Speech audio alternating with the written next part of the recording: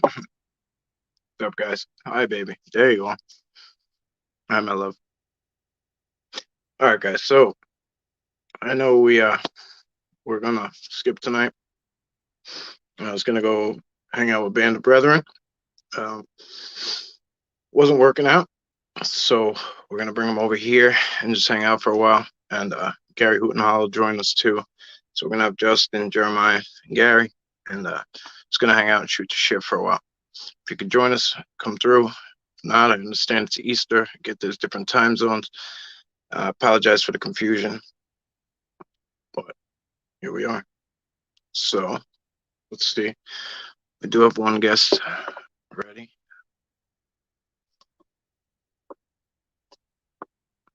Okay.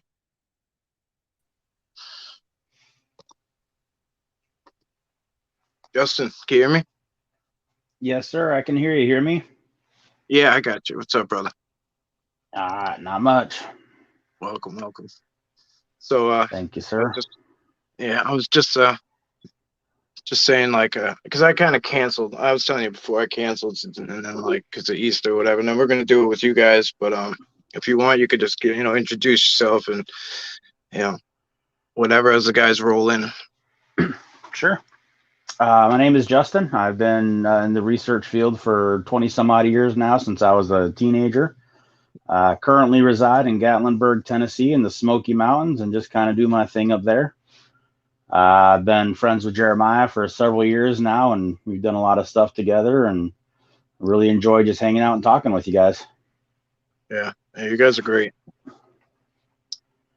So so as far as everything goes, like, are you like you're a researcher, right? You like, I mean, you get out and do your thing. Well, I do a little bit in the field. I'm more of what I call an archival researcher. So Mm, basically, I go through and I read reports. But I've been doing it for 25 some years now. And so I've read thousands of reports over different databases. I read reports from other countries. And basically, what I try and do is build profiles. Essentially, I'll find threads connecting different reports, different attributes, just different things, and I'll kind of put them all together, and then I can kind of build profiles based off of that as far as behavioral patterns and different commonalities around the country and around the world. wow, wow, that's interesting. I didn't- Yeah. that's cool. That's really cool. Wow. What's up, Jeremiah, guys? what's up, bro? It's good Not to see you. much. Not much. You guys sound like you get a good little combo going already.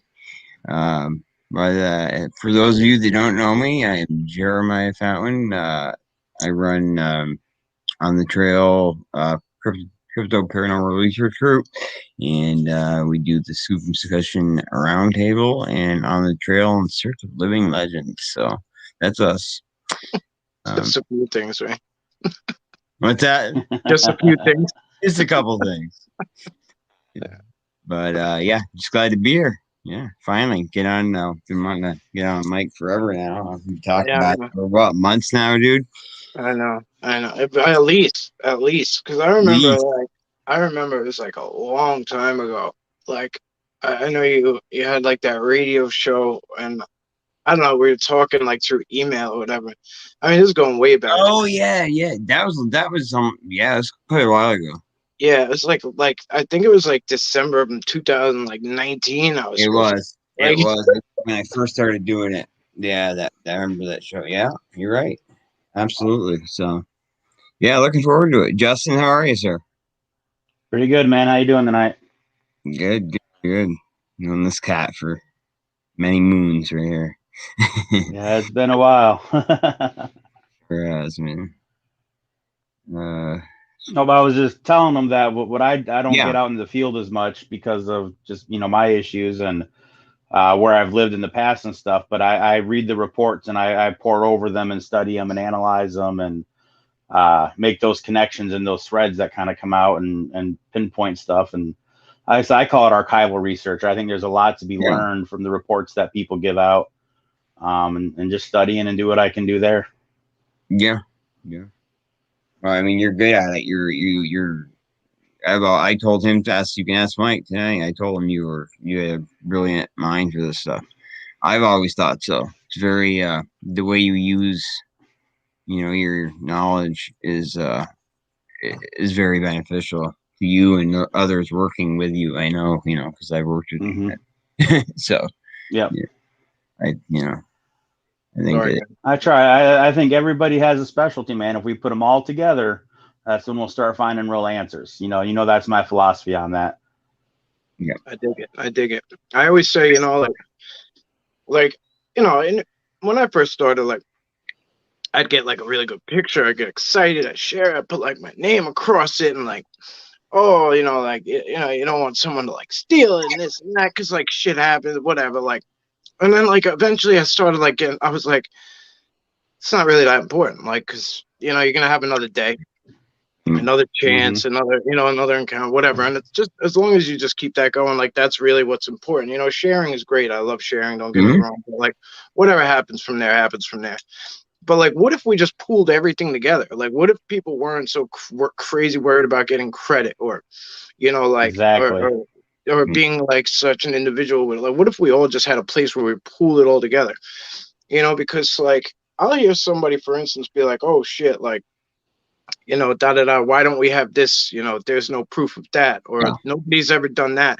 And like, maybe like they have a lot of times, but like it's over here where you never saw it, or it's over there where you never saw it, or somebody who's not putting it out there. Like, because people could even maybe do it like anonymously or something, you know what I mean? Like where they'd be like, "Oh, I have this information," but they don't really want to be involved with it. Like, and I think that if we could every last one of us manage to do this somehow, I don't think it'll ever happen, but it would be, I think it would make it undeniable, I do too. I think it's gotten better in some way. Well, within certain circles, it's gotten better for sure. Within certain circles, yeah, Yeah. well put. Yeah. Well, I think there's more of us guys coming out now that are more into the whole collaboration thing versus yes, trying to make a name for ourselves. I think more of us are contacting each other and actually working without a doubt, together. For sure. yeah, without a doubt, that's definitely a plus. Yeah. Yeah, I for mean, sure. there's so much to it. Like we're only in this like small, tiny little portion of the world. You know what I mean? Like our own little nook and cranny, if you will, like of a giant English muffin. Like, and it's just, I don't know how that came out, but but there's so much we could benefit from that kind of stuff. From pooling together and from working with each other, sharing with each other and shit like that. Because like it's just the way to go, I think. But it's not for everybody. It's just not. It's not. I mean, I'll share. I share my stuff with a small group of people. YouTube being two of them, and just a few others. And but it's because like you said, Mike, there's so many people out there that it's just I don't feel like getting into it with someone every day. You know what I mean? It gets so pressing. Granted, I don't. People think, well, I don't care. I know, but I know what I experienced and saw. But it does get pressing. It gets very redundant. So yeah, I don't really post a lot of evidence anymore. Yeah, it gets hard for me. Like when I start talking to something or I'll have a discussion and they start going, well, how can you even talk about that when we haven't even proved, these creatures exist? And I'm like, look, man, here's the reality of it. I've been researching for 30 plus years. I'm way beyond the idea of proving it. Right. Like to myself. Like I've never had an experience, and Jeremiah knows I've never had a personal experience. But with the years of research, I know there's something out there. I'm a believer 100%. Just because of all the research and working with guys like Jeremiah, I know they're out there, right? And you get these people going, well, how do you know that? And it's like, not to sound arrogant or pompous, but I can't take you on my 30-year journey of why I believe what I believe now. I can give you a synopsis, but I can't backtrack it. And I'm not trying to prove to anybody these things exist at this point. I'm reading the reports to study behavior patterns and pick up on things like that, and And I get disappointed sometimes. I'm in a lot of Facebook groups about Bigfoot and all this stuff, and people will ask questions, and I'll answer the best that I can. And then you always get somebody that goes, "Well, how do you know?" And you just go, I can't even tell you how I know, man. I'm not trying to be esoteric. I'm not trying to be all, I have magical powers, but it's like, I can't take you on that 30-year journey of where my research first started to where I am now. You know, It's true. It's true. You know, that's a really really good point, man. You know, and a lot of it goes back to like, you know, people see things like finding Bigfoot or whatever, and it's like, and they see the people that they pick like to share, and like when that's like a lot of the what the masses have only seen, and that's all they really have to go off is like what they see in the mainstream. They don't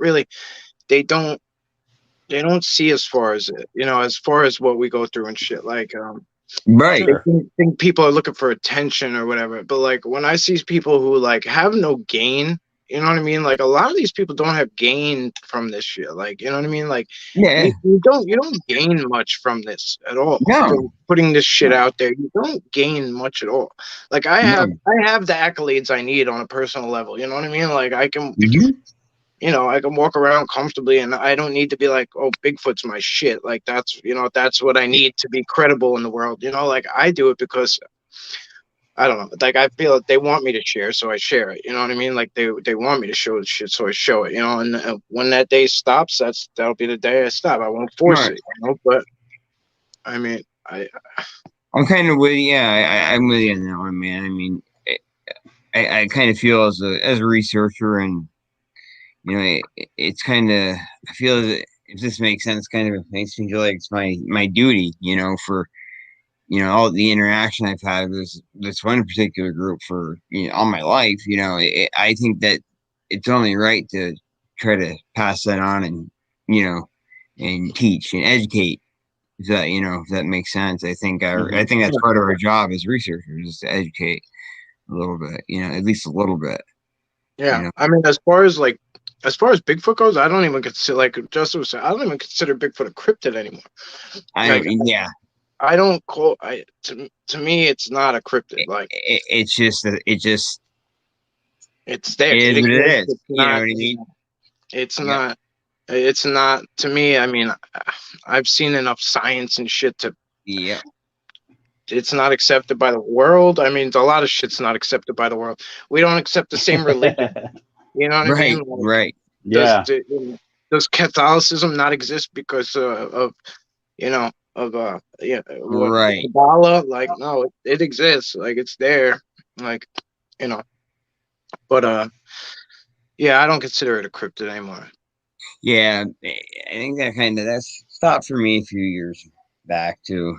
You know, I guess I just get so involved in you get so involved in the research, and you do, when you're interacting with a group, you do get intimate with it. You know, I don't know if that's the right word, but you know what I mean. Yeah. You do get intimate with that group, and they do get to know you, and they you know, you get to know behavioral patterns of individuals, and you know, so yeah, you're right, absolutely right.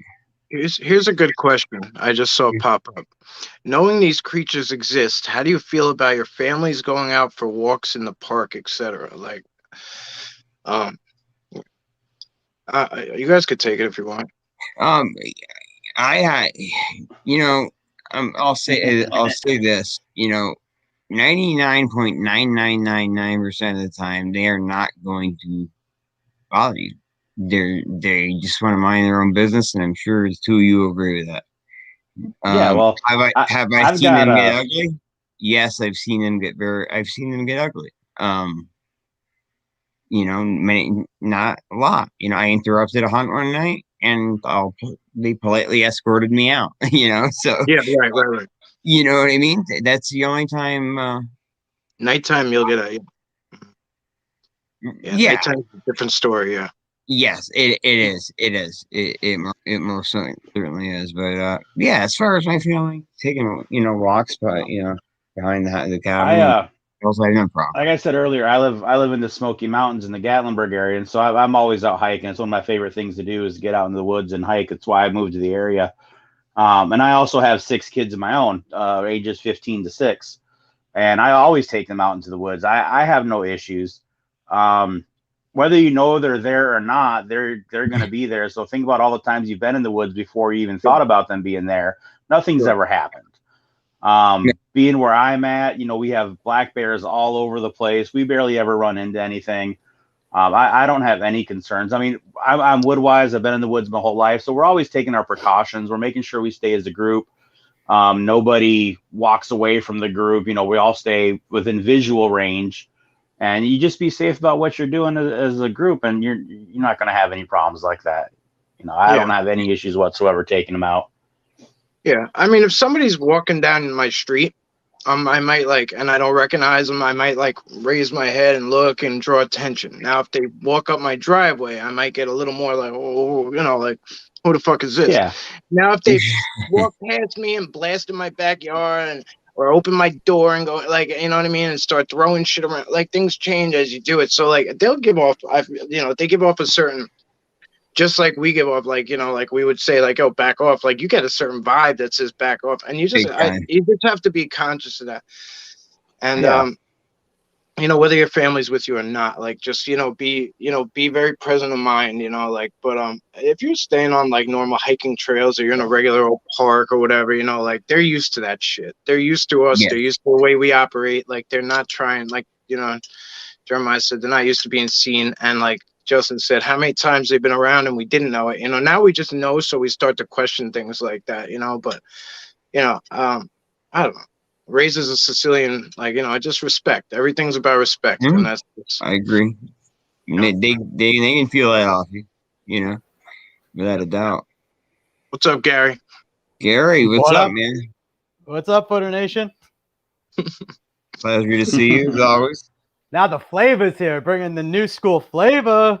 Put the old school hat. What's up, everybody?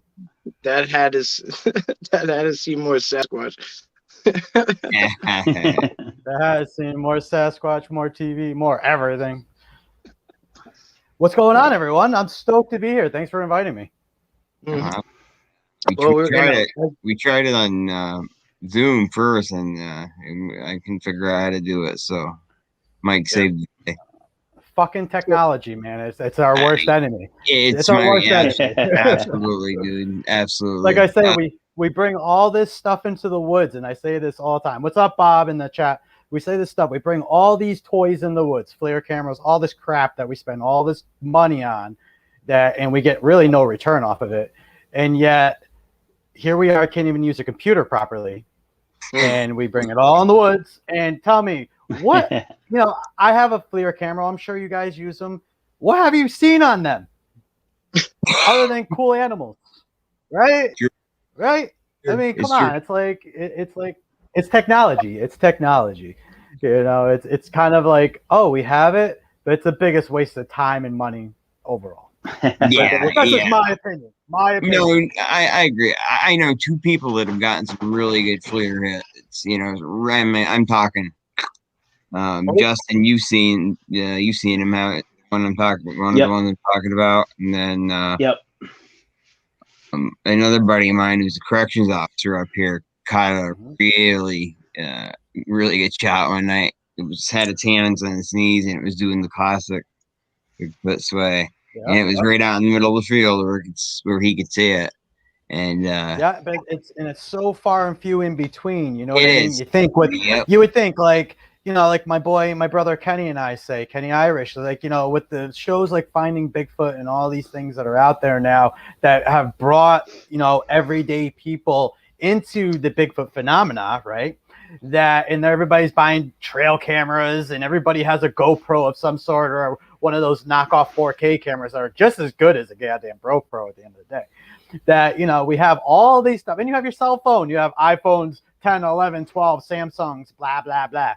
But at the end of the day, we only get one picture every, every couple months that may come out that you're like, this is bitching. This is cool. I can get down with this, But, meanwhile, you just spent, a couple grand selling your children indirectly. Be like, oh, here you go. They're gone. I can't, give you ice cream man money because I just bought a brand new trail camera that's going to get me absolutely nothing but deer pictures. Nothing at all. You know what I mean? So it's like, it's just crazy, like the way we've evolved into what we do. You know what I mean? Like, I mean, I'm sure you guys have been doing this forever. You know what I mean? I've been doing this for a long time, and when we start off, it's like we have nothing, right? We're out in the woods doing our thing, not paying any attention to anything. You're going out looking for tracks or, doing all the weird shit that we do in the woods. And now we're like, well, we need to have that $300 Zoom recorder with us because we're going to get that cool call, which ends up being an owl. And we're like, yeah, oh shit, that's an owl. You know what I mean? I know you guys could probably all relate too, Yeah. I've been fooled by owls. I mean, that's why they call me Hoot and Holler. Like, I love my owls, but I'll tell you, I've been thrown out of the woods because owls were going batshit crazy at 1 a.m. and you're like 3-4 miles in the Adirondacks and you're like, what the fuck is that? Like, what is that? And that's before you really know, because owls make 1,000 sounds. But you know what? I had that good Zoom recorder because I had that cool Zoom recorder. I spent all that money on. I got owls. I gotta admit, I've been fooled by the owls too, man. Oh, I think we all I love them. I know. I love it. I love them. Yeah. You know what I mean? I mean, at the end of the day, at least when we catch owls or we catch foxes or we catch all like, the Adirondack loons. The Adirondack loons, a lot of people don't know. People send me, oh, gee, I got this Bigfoot call. I'm like, that's an Adirondack loon. Because they, at nighttime, Jay, Jeremiah, like, at nighttime, they're out there making all these noises. What? I didn't even know that. I didn't know you guys had loons. Oh, yeah, I do. Yeah. They will mimic them too. Got some audio of one trying to mimic a loon, and Gary, you've heard it, I think. Didn't I send that too?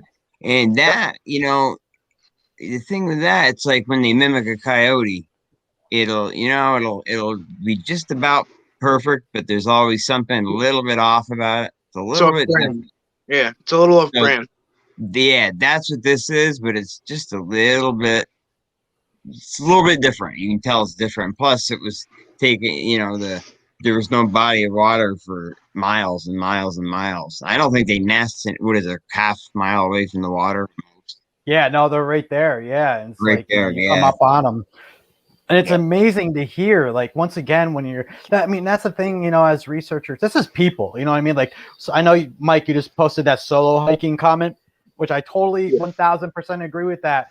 As a person who's a mountaineer, and I do mountaineering and backpacking, with Rachel, and we do that kind of stuff. But I agree, like, solo hiking with the bare essentials, no cameras, will give you the best results. Let's think about it, Footer Nation, all right? Think about it. We're researchers, well, self-proclaimed researchers. We're out in the woods. We're out in the woods chilling, right? Just to get away from everybody. And more just like, I'm getting out in the woods, get away. But yet these people, like the corrections officer and these other people we talk to, they're not out there doing what we're doing. They're out there like either like riding a bike, like a dirt bike through the woods, or they're out there hunting and one's staring them down and they're like, oh, well, am I going to shoot this thing? Probably not. Or because in your hunting, we get into all these stories. They're not out there looking. I've had 2 encounters. Both my encounters, I was not looking. So, that's when you get into the weirdness part of it, like the weirdness, it's like, it depends on what you believe with that shit. But I can tell you, because Jeremiah, I haven't talked to you in a hot second, from the last time we spoke to now this time that we spoke, my thinking of this whole creature, and this is actually first time for probably a lot of things, is changed big time. It's changed big time. And only because of the experiences that I've had since, what we'll say, like November, all the way till now, and the 13, 14 years of nonsense of just in the woods trying to think that it's a one thing, that it's totally, completely different, in my opinion now. Only because of the experiences, you know what I mean? Absolutely. You and I talked about that several times, and just so much more to it. Oh my God, so much. There's just so much more. And then we had Yeah, and then last week on on my show we had and Kenny and I had Carter Burchard on, and you're talking to Okay. him, and he's a BRFO guy, but Yeah, he's he's a good also like he was Good dude. We interviewed him good too. dude. Yeah, he's a cool, good dude, and you're looking at a dude that's been doing this for a very long time, has traveled all over, and he's even says like he tells his story, and I'm just like, damn, like that's a investigator that is well respected, Right. once again, and one vanished in front of him, like vanished. Yep. I mean, how the fuck do you explain that? How do you explain that? Sorry, Hey, Mike, if I man. swear too much, you know me. Not here. I'm sorry, guys. I have an Feel awful free. mouth. And You're just tell good. me to shut up if I talk too much. No. Like, gee, No. shut up. No, I'll cut you off when you did too much. Mm. Damn. But anyway, but nah, I'm awful. We No, know you're another. We know a guy. Justin and I know a guy. Justin, I believe you know who I'm talking about. A gentleman in the southeast. He good, awesome researcher, great tracker, amazing actually. He pretty much for the longest time now, he's been dealing with a group of, get this, 26 individuals. Yep. 26. And Yeah, don't he surprise me. he's heard one mimic a donkey. He actually physically saw that, didn't he, Justin? He actually saw I think he saw that one. Yeah. saw actually physically mimic this donkey. And then a very pretty scary moment. He was shining his light around, and all of a sudden, no more than 4 feet in front of him, just somebody tell us it's wrong anyway. Please feel free to shut me up. Yeah. He had his flashlight on it, and he could see the outline of a body, and the hair it was like translucent, Mhm. and the moonlight was shining through it. And he said it stood up, and he just went up with that light, up with the light, up with the, and Yep. but it had a little one with her, and the little one was black, Justin? Yeah, he said it was really, really dark, Yeah, or pretty much just black. But he did see as the far as he color could of tell. that one. Yep. Yep. But not with the adult. The little ones I think the little ones get caught slipping because they're Yes. learning. You know what I mean? Yeah. They're learning, and they do have a lot of knowledge, a lot of instinct and everything, but they get caught slipping a little bit. Like when they happen to be around us, they just tend to get caught slipping. And even still, I miss them. Like I just found 2 little ones in a video that is 7-8 months old. And it was just by way of someone watching it like now and sent me a screenshot and was like, look at this. And then my eyes veered up here. You know what I mean? Sure. But otherwise it was just a total miss. Sure. And this is on top of my head type shit, so I wonder if they just have like, less of the will and or less of the I don't know, like they have less of like the like kids, like they don't sense danger the way we sense danger. They're more carefree, you know what I mean? Like maybe they just don't feel the need to cloak or whatever you want to call it, or hide themselves. Right. Or camouflage, they're more curious, they're more keen to pop out and take that chance more, and maybe not necessarily on purpose, but on accident, so that would make sense. Yeah, and that's always been my opinion on the subject matter is about 75% of the behaviors that we witness, I personally believe are juveniles, and most of them, in my opinion, would be male juveniles, due to the fact that once again they're coming into their own. They're trying to test the waters a little bit. They're trying, they're getting that nice teenager feeling. I mean, I have 2 tweens right now, and it's absolute batshit crazy. But then I look back on when I was that age, I'm like, man, I must have drove my parents this is what I did to them. But no, I mean, you know what I mean? I was like, damn, I was an asshole, man. Oh shit. But this is my karma.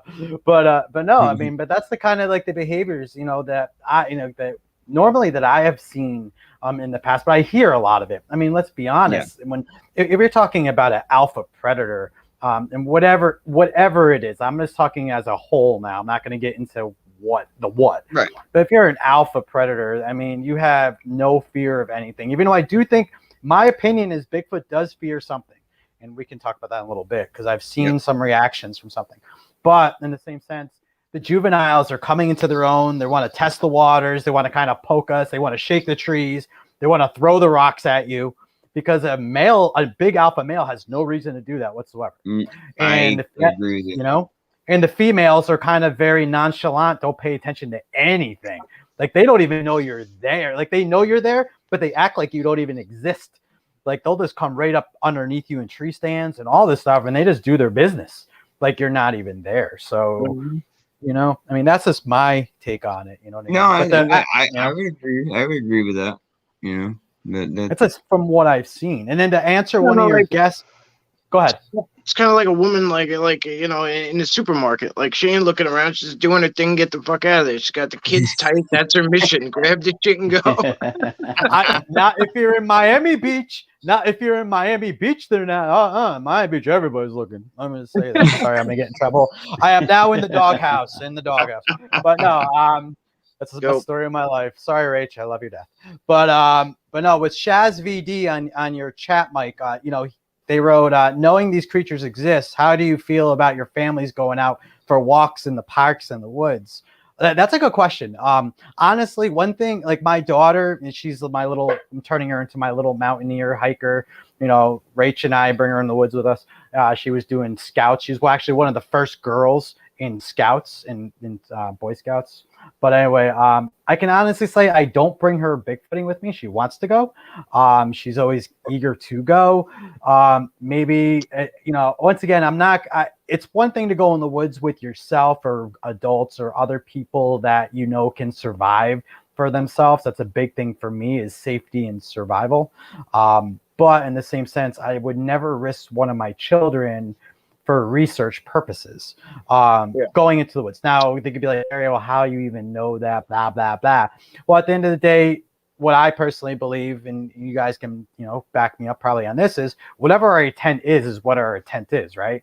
So if you're going to look for trouble, you're going to find it, regardless of what it is, like regardless. So I would never take that chance with my child. Now, if I'm out in the woods, just hiking, you know, enjoying the paths, let's say Gary, yeah, probably. I just read that, like, Gary, I bet you're pretty, yeah, they probably did. I'm not even gonna argue that. So, but no, it's once again, it's like going out for walks and stuff. I mean, I think your intent's a little bit different there. It doesn't mean they're not gonna watch you per se, but once again, now you get into the subject matters that we all kind of debate in the Bigfoot community as, what is a Bigfoot? Is it a living, breathing biological specimen? Is it a supernatural paranormal entity? Is it an alien type being? Is it a spiritual being from the planet as a nature-based, you know, like fairies and trolls? So, you know, once again, it depends on what your belief system is with that. I mean, Bigfoot's almost like religion. Nobody's right, nobody's wrong. You can just have your opinion, and then you respect each other's stuff, you know? Even us, like, we, like, all right, so we all know each other, but we probably all know different things about each other. And maybe some things that you don't know about me, Gary knows, and I might know something about Jeremiah that Justin doesn't know. Like, so yeah, there might be one that shows me something that might not have shown that to someone somewhere else too. So there might be things that we're missing, that, and this goes back to why I think we should pull shit together, and why I don't discredit anyone when they're like, oh, this happened. Like, do I want to hear these stories about a Bigfoot that attacked somebody and tried to fucking, you know, like someone just put up something about well, they don't like dogs. What's the reason they don't like dogs and kids? I have not seen either one of those things. Now, there's a bunch of stories about that too, you know what I mean? But that's just not what I have seen, you know what I mean? But I can't say that that's not the case, like, because, you know, like, that might be the case, like, for 90 out of 100 accounts, you know, and but it's all on individual basis, as an individual human having an encounter with an individual Sasquatch, so it could just be totally different. And then what was that dog doing? Was it making noise? Was it giving it away? Was it, I don't know, in the way of, if it eats chickens, was it in the way of its chickens? Like, was it a rogue Bigfoot? Was it a family Bigfoot? Was it a fucking hybrid from the feds? Like, who knows? Like, there's so many variables that we put into play here. But as far as like the dog goes, like, and the kids go, like, they've been around both of mine, and I've never had real issues. So, but if you guys want to take that at all, you can.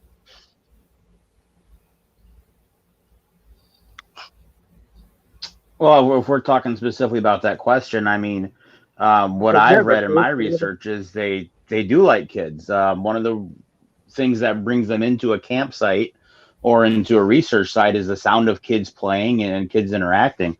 In fact, there's a lot of different researchers out there that will do up a cold camp and just set it up and bring their kids and just interact, or even have recordings of kids laughing and playing to try and bring them in. So there's that curiosity factor that seems to be there for the kids. And as far as the dogs go, it seems to be, it's more of the fact that the dogs are alerting humans to their presence. And so that's why they don't generally care for them, or they become more aggressive to dogs when they try to attack them. Basically, if the dogs are protecting their humans and their property and they go to attack them, that's when they're going to be more aggressive to them anyway. That is just, again, just from the reports that I've read over the years, that seems to be the general case for them. And again, it's going to be individual. It's going to be, each clan, each family group is going to have its own thing for it. So some of them might be okay with dogs in the area. Other ones just might kill them on sight. You just don't know. I know one of the things that people look for in a neighborhood, if they're having a problem with Bigfoot in the area, is a lot of the dogs or even cats will start going missing a little bit. If they're being let loose or they're roaming, some of the animals will just kind of start disappearing a little bit, and that can be an indicator of a clan in the area. So again, it's a lot of individual, but over the years, those are kind of the things I've gathered from the reports. Cool. Yeah, the dogs can give away their location if you think about it. I mean, the dogs are smelling them or hearing them or even seeing them in the dark. So they can give away their presence for sure. Yeah. See, and that's my thing with the one thing Bigfoots are scared of are dogs. And that's where I was going with that. I totally agree with the whole kids thing, that they're curious about children. Just like they're curious about women. You bring women in the woods, they act totally different. Absolutely, totally different. Way different. I mean, we can all agree on that. In my opinion, as a person that works with, in animal behavior and science, that, dogs are a threat to Bigfoots. Once again, like you say, they alert the humans, number one. Number two, if we're going to actually look at dogs in general, we actually had this conversation on one of my shows about, what would, if a Bigfoot got into, like, when you're in the woods, you're an alpha predator, right? Who would you get into a confrontation more likely with? 1,000-pound bear or a coyote, wolf, etc.? Well, we came to the conclusion that you would get into a fight with 1,000-pound bear, because when you get into pack animals, a pack of 5 coyotes is going to tear a Bigfoot up. There's no way about it. There's no way it would not happen. Grabbing an Achilles on the tendon, you're going to have rip marks all over. You can't fend yourself off from 5 or 6 pack animals. Now, if we take that, for instance, and now put that into the dog world, we do know that Native Americans own dogs. We know that. So we would have the idea that Bigfoot would know what a dog is, and you're dealing in pack animals still. So in my opinion, it would make sense why Bigfoots may be more threatened by a dog, because what they see as a dog is a pack animal, like the coyotes, the coy dogs, the wolves, those kind of dogs, which then becomes more of a threat to them. So that's always been my take on it, because logically it makes sense. Yeah. All right. I can work with that. Jeremiah, your mic is off, Jeremiah.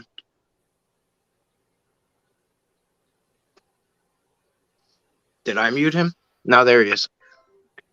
Okay, you're back on, I think, Jay. Okay. Can you hear me? Yep, we got you now. Yeah. Okay. But I think it's it's not a matter of them liking the dogs or not. It's a matter of what kind of like you said, Gary, what kind of a threat is this animal to Mhm. me? It's not whether it's them assessing potential threat. Correct. I had a pit bull. This is years ago. Pit bull and a German Shepherd, two males, fully mature, and we're walking, decided to take him for a walk out back, the trails. And as soon as we hit the wood line, man, something let out a god awful, just one of those screams that rattles your insides, and you can just feel it. And well, these two dogs had grown up together, stuck together, fought against other animals together. Would have die for me, I thought, anyway. But they tucked tail and they ran the other way. So they knew, they knew there was something there they couldn't handle. For a pit and a German Shepherd to run the other way like that, that's I'll do something. Yeah.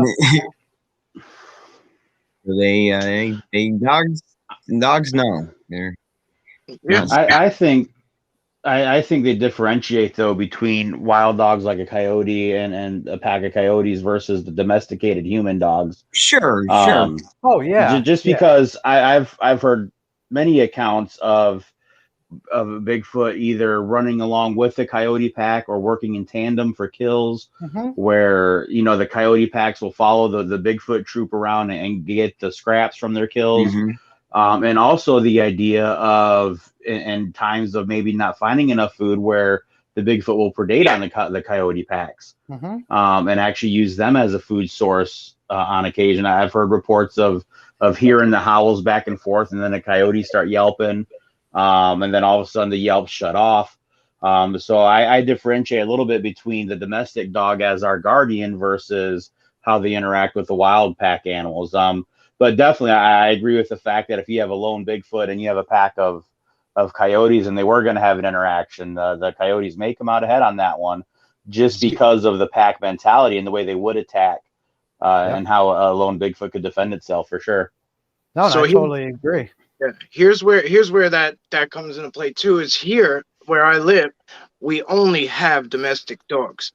So there's no coyotes, there's no wolves. So like that's all they're familiar with. They're not familiar with dogs running around the woods, and they're always near a human. You know what I mean? They don't really pose much of a threat like that. You know what I mean? Yeah. So it's Yeah. not like also like your yards may be open upstate or wherever you may be, and they might go right into the woods, or those dogs might roam a little more freely or get a little more nosy. These are all fenced in animals for the most part. Like, you know what I mean? It's a whole different, and that's where the Sure. geographic type of thing comes into play. Because if you have a dog that's running around and it's whatever, it's say it goes up in a nest or whatever, and it's not near somebody, you know what I mean? Now it poses a threat to their babies. They might react to it, you know what I mean? But then what's the point of them coming into my yard to harass my dog for no good reason? You know what I mean? So Well, the idea is if they're traveling through the yard, if there's a fruit tree, a food source where they're trying to get to at night, and then the dog is alerting to the presence. That's where a lot of the reports say that they take issue with it, where they'll try and scare off the dog or potentially harm the dog. It's not so much that they're coming after the dog specifically, Yeah. but if they're traveling through, they're using it as a travel way, and then the dog alerts to their presence, that type of thing where that gives them away. Yeah. I mean, dogs are easily intrigued. They could just put up a little bit of a scent in one corner and, like Oh, want sure. to distract them, So that's where, like, as far as like the Bigfoots that move in families, like, I feel like they have such a huge advantage, on a lot of levels, at Mhm. least around here anyway,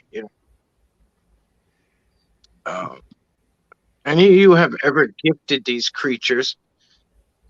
Have you ever gone back to see if they've taken it? Yeah, a lot of times. Yeah, I don't much anymore. Personally, I don't, if I do, I do, but I've gotten so many things back and forth and interacted with them through gifting so many times that now I just give, if I can gift, I gift, and I don't concern myself with it. They've literally put stuff in my house, at my feet, damn near it's at my doorstep, like whatever, like everything and anything except putting it right in my hand, and they might as well, at this point. But yeah, so yeah, Dude, yes, very much so. I mean, I that brings me to such a good point, Mike. Thank you. Can you guys hear me? Yep, Okay. you're good. You know, over the last, God, I don't know how many years, just my opinion has changed so many times about what these things are, and and I just it seems like every time you find some freaking form of evidence or some type of evidence that kind of proves your theory, something else happens, kick it right out the you guys. I'm sure you guys agree with that 100%. Yeah, I don't ask the big questions anymore, or harp Yeah, on those kinds of things. yeah, Every answer gives you 100 more questions anyway. it does. Absolutely. Absolutely. It's like they just keep cutting, they keep coming and coming. We interviewed Toad Johnson a couple of weeks ago. Great and wonderful, awesome interview. Guy, he knows his stuff, and he made a really good point, and it really hit me hard when he said it. He's like, maybe we're asking, for researchers to ask, what are these things?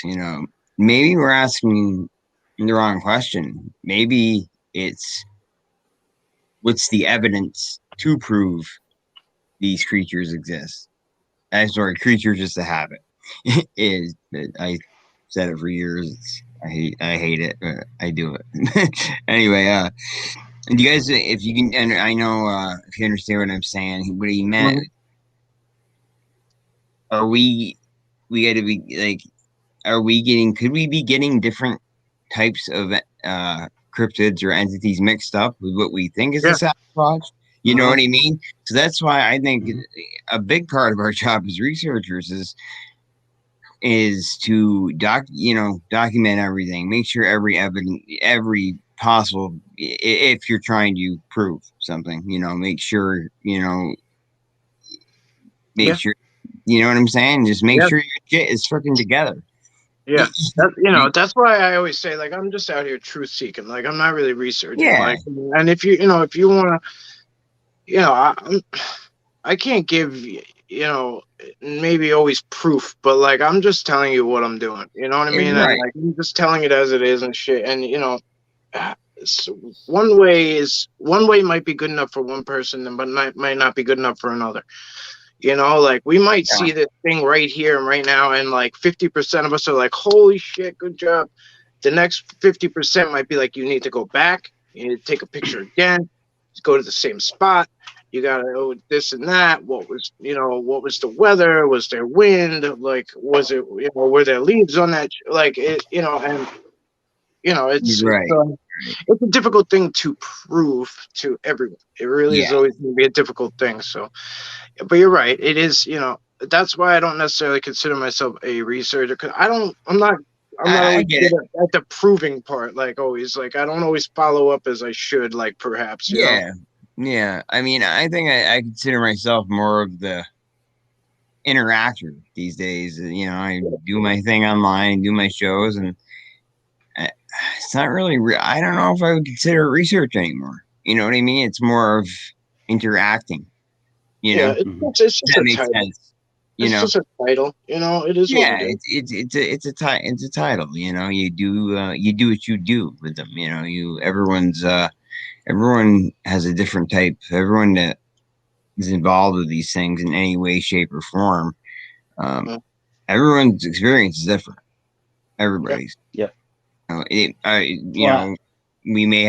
may be very close, but I guarantee there's any way where it's a little bit different. What are you gonna say, Jason? Jeremiah knows one of my biggest pet peeves is people using blanket terms. I try not to use specific terms when it comes to the creatures when we're talking about them, simply because somebody's going to say, well, what does it look like? It look like a Bigfoot. Well, what does a Bigfoot look like? Right. Right. And we know, I mean, there's different Yeah. looks, there's different things. And so when people start using general terms, like we were talking about on another show, like the Jersey Devil, well, to me, the Jersey Devil is not a specific thing. Like, people have an idea, but if you're in that area, any unknown creature that you come across or any unknown experience or phenomenon is going to be labeled under Jersey Devil. Yeah. Right. And so when I'm looking at reports, I kind of throw out the names they use and I look at the details and the descriptions. And from there, we can kind of categorize what we're talking about. Right. Because they might only know the term Bigfoot. But then when they start describing something, it might be something a little different. Sure. But because that's the only term they know, that's what they're going to use. And so when people start doing the names, what I try and do is start looking at details and specifics. And then I categorize it from there as to what we're kind of talking about. Right. Right. No, good stuff. Yeah, no, you're right. You're absolutely right. I don't know, Gary, what's how you look at that these days? You know, as far as still consider yourself a researcher, or are you more of the guy who was Yo, Mike, what's my favorite word? What's my favorite word? And you always bust my balls about it. Data. Data. What are these? I'm a data. Data. I am a data Okay. guy. I'm a data That's guy. Data driven. I Yep. mean, I'm data now. Remember, just because I'm data driven, all I am I a researcher? Maybe. Am I hoot and holler? Yeah. Like, that's where I leave it. You know what I mean? Yeah. Like, you know what I mean? Like, you can call me whatever you want. I really don't care because I gave myself the term researcher. You know what I mean? So at the end of the day, it is what it is. But for myself, though, I am a very data-driven person. For some of you who don't know, I own a paranormal business. I've been in the paranormal for 26 years of my existence. So because I've been in the paranormal life for 26 years, I have been nothing but crunching numbers and data and frequencies and all this crap for so long. Excel spreadsheets are my friend with that shit. So, so now in the Bigfoot phenomena, what I've started doing is taking the science. Now, all my background is in science. So for you guys who don't know, I went to college for sciences, animal science, animal behavior. Okay. So now what I do is I take the scientific method and bring this into the Bigfoot world, because we can get things to happen in specific ways. We can. It's just the idea of learning how to do it. My big thing all of us four guys, we're accountable guys, right? We hold ourselves accountable. That is something that lacks in the Bigfoot field. No one wants to be held accountable for absolutely anything. Okay. So for me personally, by having data, whatever that data. Now, data is a very loose term, because I can say, well, Gary, what do you mean by data? Well, data could be, if I do a tree knock and I do this specific tree knock on this specific tree and I measure it out and blah, blah, blah. And that could be data, right? If I get a response back. Data could be me playing the Native American music in the woods when we go out there and start trying to get things to come back to us. So it depends on the experiment, but as long as it's in writing, coming from a factual standpoint, that's data. Now, even Mike and I have always been on I'll be the first one, he'll tell you, we've been on the opposite side of the fence in the Bigfoot phenomena, but he's still one of my best friends. And, you know what I mean? But this is what people need to see, though, because it's really important that people in the Bigfoot community see opposite people, that get along just fine. And Absolutely. It's a good time, Absolutely. I've always been a flesh and blood guy. I think that it's a biological creature, but once again, just like Jeremiah said, my shit goes back and forth. Because now the stuff that I'm seeing, it puts it in a almost, I don't like to say paranatural, because all paranatural means is out of the ordinary, right? That's what the word means, out of the ordinary. So Bigfoot is already paranormal, if we put about it. So when people say, "Oh my God, you believe in paranormal Bigfoot?" Well, duh, because it's already out of our normal. Right. Right. We don't have a specimen yet. Okay, so because we don't have that specimen that's been known, even though we all know there's specimens, it's out of the normal. So then we kind of dissect it into the supernatural, and that's kind of now where we get into where the cloaking comes in, the vanishing. That becomes supernatural. But that's kind of where I'm at. Is, you know what? I'm a database person. I just want to be able to have tangible things, and I'm not saying just footprints. I mean, really. All right, guys. Here's a question for all you all. Let's think about this. What evidence other than a sighting? Okay, so I mean, I'm sure all of us have had a sighting here in one way, shape, or form. Is that correct? Am I cool no. with that? No? Okay, so, okay, that's perfect. Okay. I'm the only one. That's okay. Okay. No, that's great. No, that's actually great, because this, Yeah, that works this out is good. going to go. You've come that works close. out perfect. You didn't you think you thought you might have saw one that one day last year? I thought. No, not me. I've had weird things happen, but no, it wasn't me. I've never had anything personally that I could pinpoint to say this is what it was. Gotcha. But now let's think about this. Other than a personal sighting, right? Yep. And the physical footprints and tracks that we see, okay? Mhm. Tell me what evidence, do we have for Bigfoot? I mean, we can go in the hair, but let's go tangible facts. Other than we speculate about everything. Everything. Like who taught us about tree knocking? Who taught us about, like, we go out and tree knock, right? But where did we get that from? Think about it. Who taught us to do that? Another Bigfooter, right? Someone that's been doing Bigfoot research, right? That's where we got that. But is that evidence of a Bigfoot? No. I mean, yeah, we get it to happen, and we can't explain it, obviously. But has anybody ever saw a Bigfoot with either a rock or a piece of wood or its mouth, it could be its mandible, making that noise? Right. No. Nobody's ever seen them physically put down a tree or all that. There have been reports of people physically seeing it, yes. Yeah, but we also got to go by the reports. Do the reports really back up what's being seen? You know what I mean? Like this is where everything starts getting wishy-washy. Twisted and wishy. Right. I have read reports specifically of seeing a Bigfoot knocking on a tree. Okay. From an elk hunter that was elk hunting, and he heard the noise and tracked it down, and it was in a copse of trees, and he physically saw it happen. That's pretty much the only report I've ever come across. Now, what specifically did he say? Seeing a wood knock. Okay, and what did he say he used, or she used? It was a branch. It was a branch on a tree. Like he picked up a branch off the ground and saw it knock against the tree. Now, again, this was an elk hunter. He wasn't he wasn't a researcher or anything. It was just something that he saw it happen. See, but that's cool because I never knew that. Like, that's why I wish there was a just place where we could all see everything, like put everything together. Yeah. You know what I mean? Because where we're sitting here saying this has never been seen. Now you know that it's been seen. You know what I mean? That's yep. And that's a lot of the big thing. And that's but you know what? For me now, let's be logical. All right, Jeremiah, you and I are woods guys, right? Yeah. So we're Adirondackers. So let's think about this. Now we have to question that. I mean, when I hear that an elk hunter saw a Bigfoot pick up a stick and slap a tree, right? Mm-hmm. Now you and I go into the woods, right?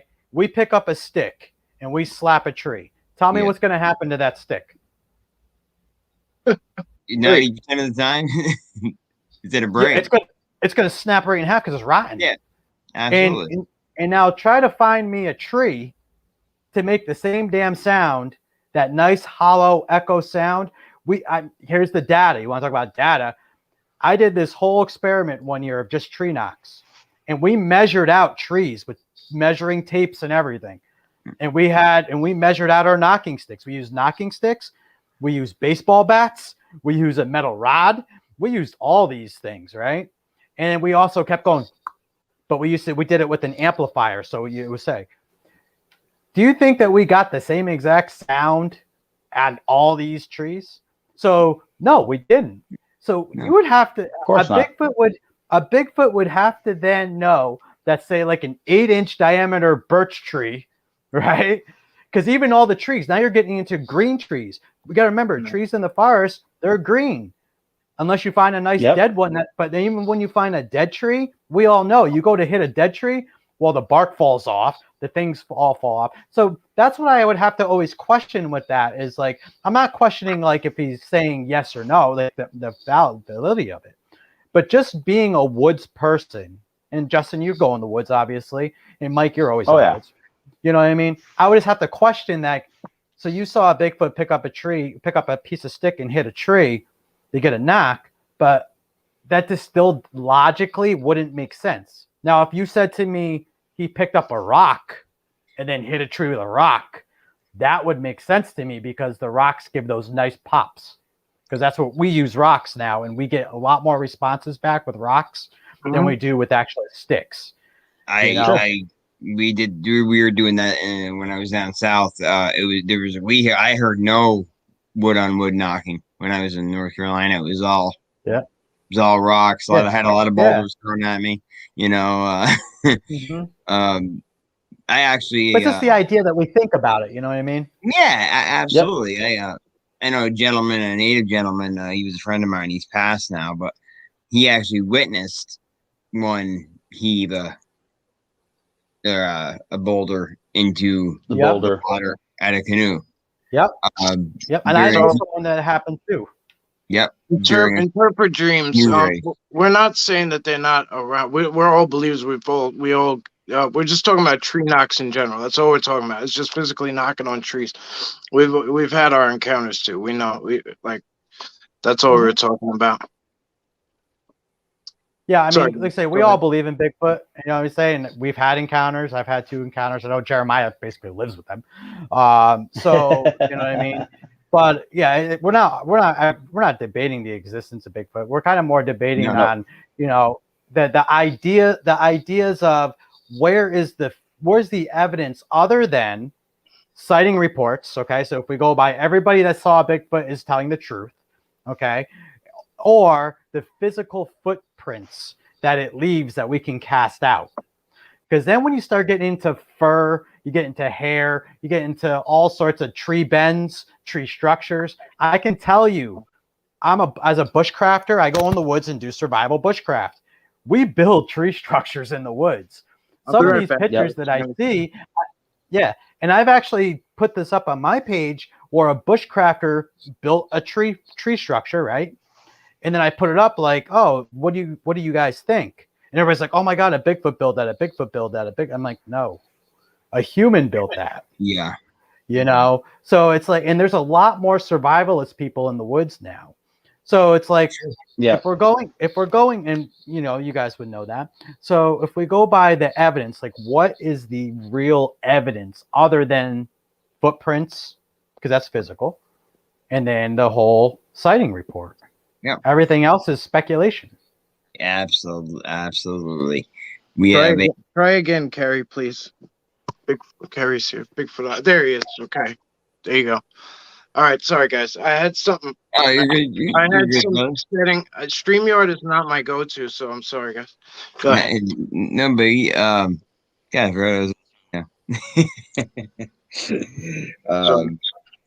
It'll come back. It'll come back at some point.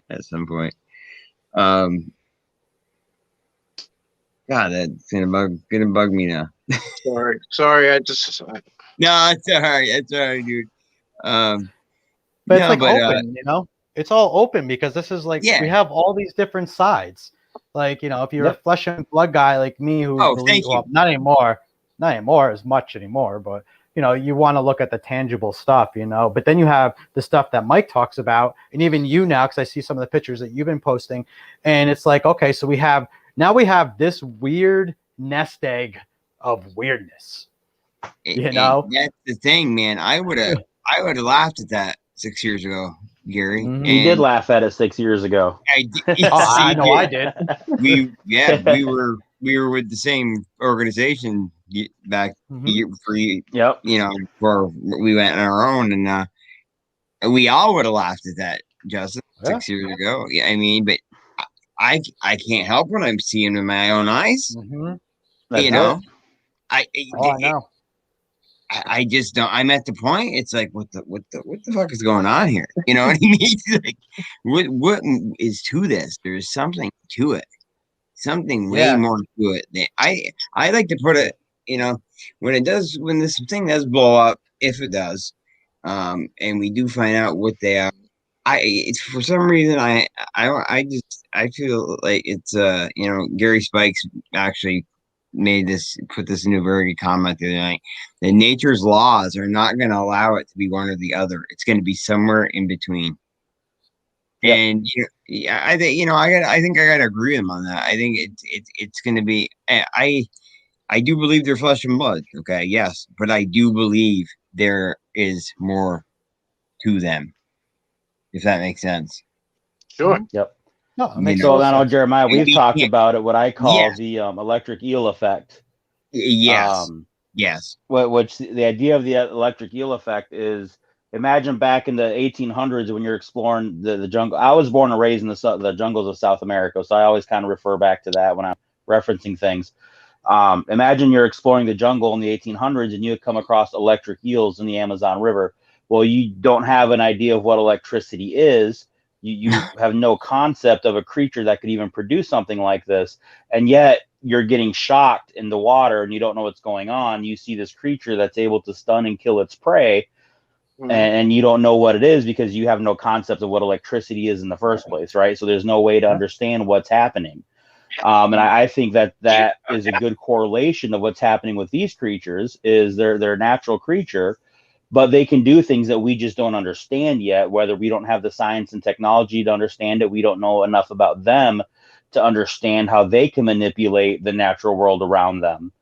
And so I just think that once we do have the knowledge, then it's not going to be as crazy mysterious as it is for us Yeah. now. You know, like it'll the definitely. and that's how I kind of look at it. And that's most of my theories when I start going down the rabbit holes of what these guys are and what they can do is kind of based on that concept. I think it's a natural. I think there's a lot of science behind it. Sure. I think they can manipulate energies in specific ways. We just have no clue what's going on with it. But once we further our science, once we understand more, then it's going to be, oh, well, that makes a lot of sense.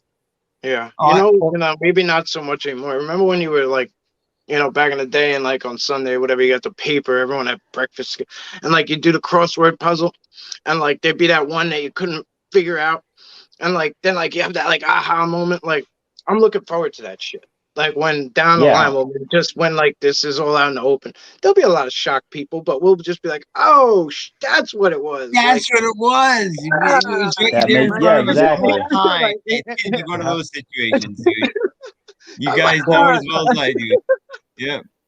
Yeah. Well, Carter and I were talking about this behind the scenes, and just think about it this way: maybe it's not as complex as we all make it out to be. Maybe it's so simple. I mean, let's think about it this way. I like how Justin calls it the electric eel effect. That's amazing. I like that. That's awesome. Yeah. Cool. I like that. So that's awesome, bro. Like that's awesome that you came up with that.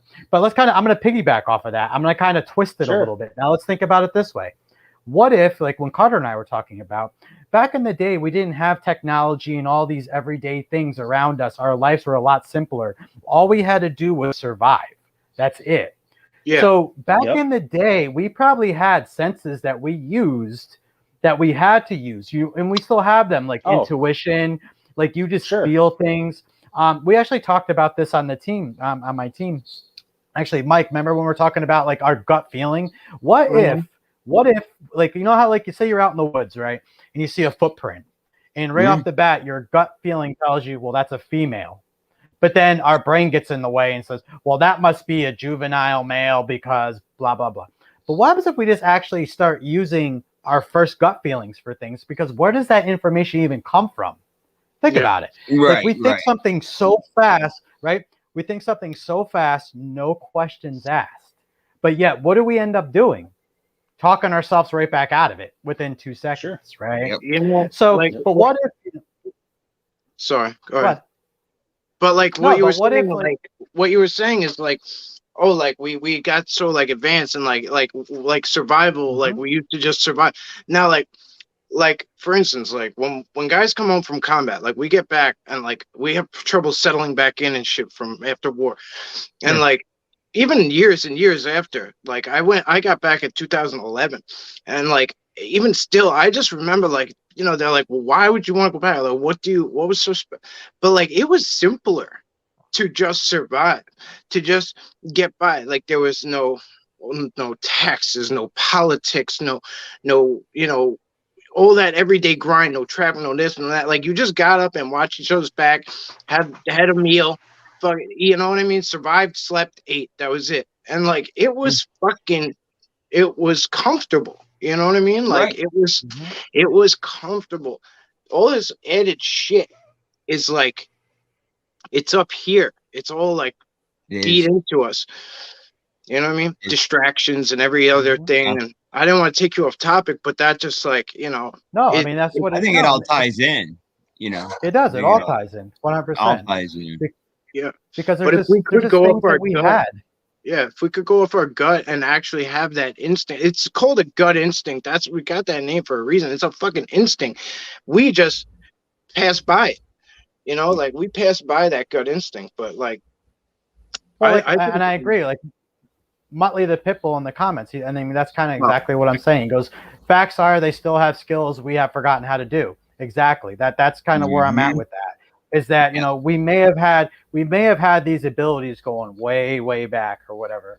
The Native Americans, maybe that's why they were so close with these things, because it's not that they were friends. It's not that they had an understanding because they were on the same level. And whatever that level was, they can understand what the feelings, they can understand how they could kind of vanish. Maybe they don't vanish.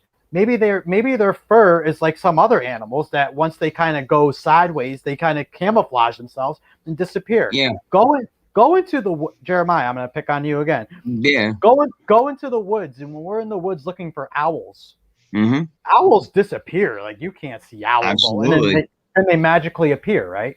So when we think about these different thought processes, you know what I mean? Maybe back then we were so much simpler on a very survival base, and just and more in touch with nature, because how people used to talk about fairies, trolls, all that kind of stuff. They were very more open-minded to these kind of things. Yeah.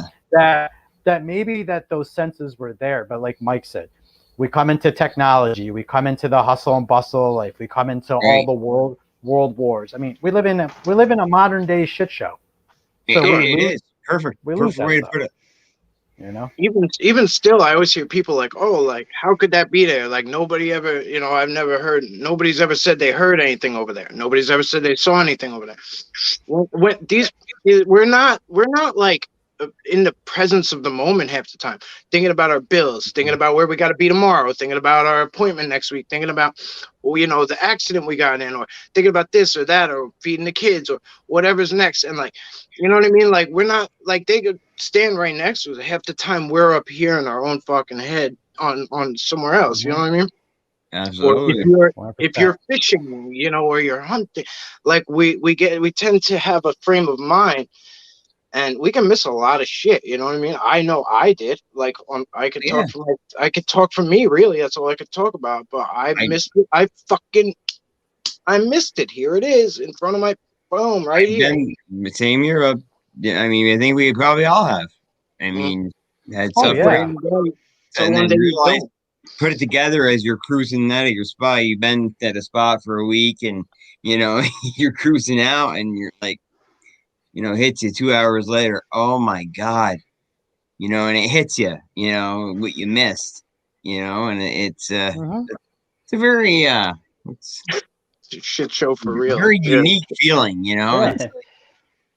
And I can attest to that. Jeremiah, how I was raised. I was raised with a native tribe in the jungles of the Amazon. I lived down there for the first 10 years of my life. And I can attest to the fact that it's totally different when you don't have the technology, you don't have all that. They are so in tune that they know where animals are in the woods. They can't see them.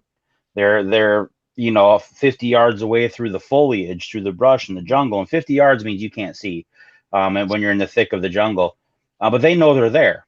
They have that sense, they have that feeling, they just know. And again, they're in tune with their surroundings, they're in tune with everything going on. That it's we wouldn't understand it, right? Because again, Right. we are muddled by all the technology, about all the electronics, all the electromagnetic fields, but they still have those senses. Sure. And you know, it's real. And I agree 100% that I think that was a big interaction with Bigfoot and the Native Americans. There is that connection because There is. even in the jungle, you know, we had our dangerous predators, we had our jaguars that we had to worry about and things like that, but it wasn't an issue, right? Because like they sense you and they'd leave, and you'd sense them, and then you would take care of yourself. And so I believe there is that exchange on that level. But again, us and our technology, especially in this country, we don't have that ability anymore. And there are some of us, I mean, some of the guys that we talk with, Jeremiah, they profess to have the ability, once they get out into the woods and they kind of center and focus in on the energy of the woods, they can have the same kind of thing where they can feel what's going on around them. They know where the animals are, not just by tracking, but once, you know, they can feel the energy of the woods. And I'm a 1,000% my wife is believer in one of that, them. you know? Just Right. Well, yeah. chicken Yeah. diet. Stacy is definitely sensitive to the energies. Definitely. Yeah, and No, yeah. and that's a great point. Yeah. Yeah, No, that's it a great is. point. But think about all of us. I mean, think about it. And man, you know, Justin keeps bringing up awesome points, man. I enjoy Yeah, this. he always So, yeah. dude, Good. dude, you're awesome. I love it. I love it. So, but no, Thank think you. I about it. appreciate it. Like, no, man, I'm always down with good people, you know. Yeah. So, but think about it. All of us here and in the chat room. Think about this. I'm talking to the chat room too. Think about when we go on just a hike for a day, Mhm. right? We're stressed out. We're having bad time. You know what I mean? Things like that. I know Rachel and I will go out if we're having stressful time in life. We'll go into the mountains. You know, we summit mountains. But think about when you go into the woods. What happens when you end up coming out of the woods? Your mind is completely clear. You feel a lot better about yourself. You feel a lot better about life. And it kind of goes to what you were just saying about, I think all of us on a very simple human basis, when we enter the forest, our bodies automatically connect with that energy that's in the forest. And that's why it kind of almost like, they call it like forest bathing, where you go in and, you know, people and Absolutely. forest sondering. And I just think on a very human, like natural level, that, you know, we still have those abilities as a person, that when we go into the, you know, I mean, we're kind of drawn to the forest, right? We're drawn to a Absolutely. nature trail. We're still drawn to those places.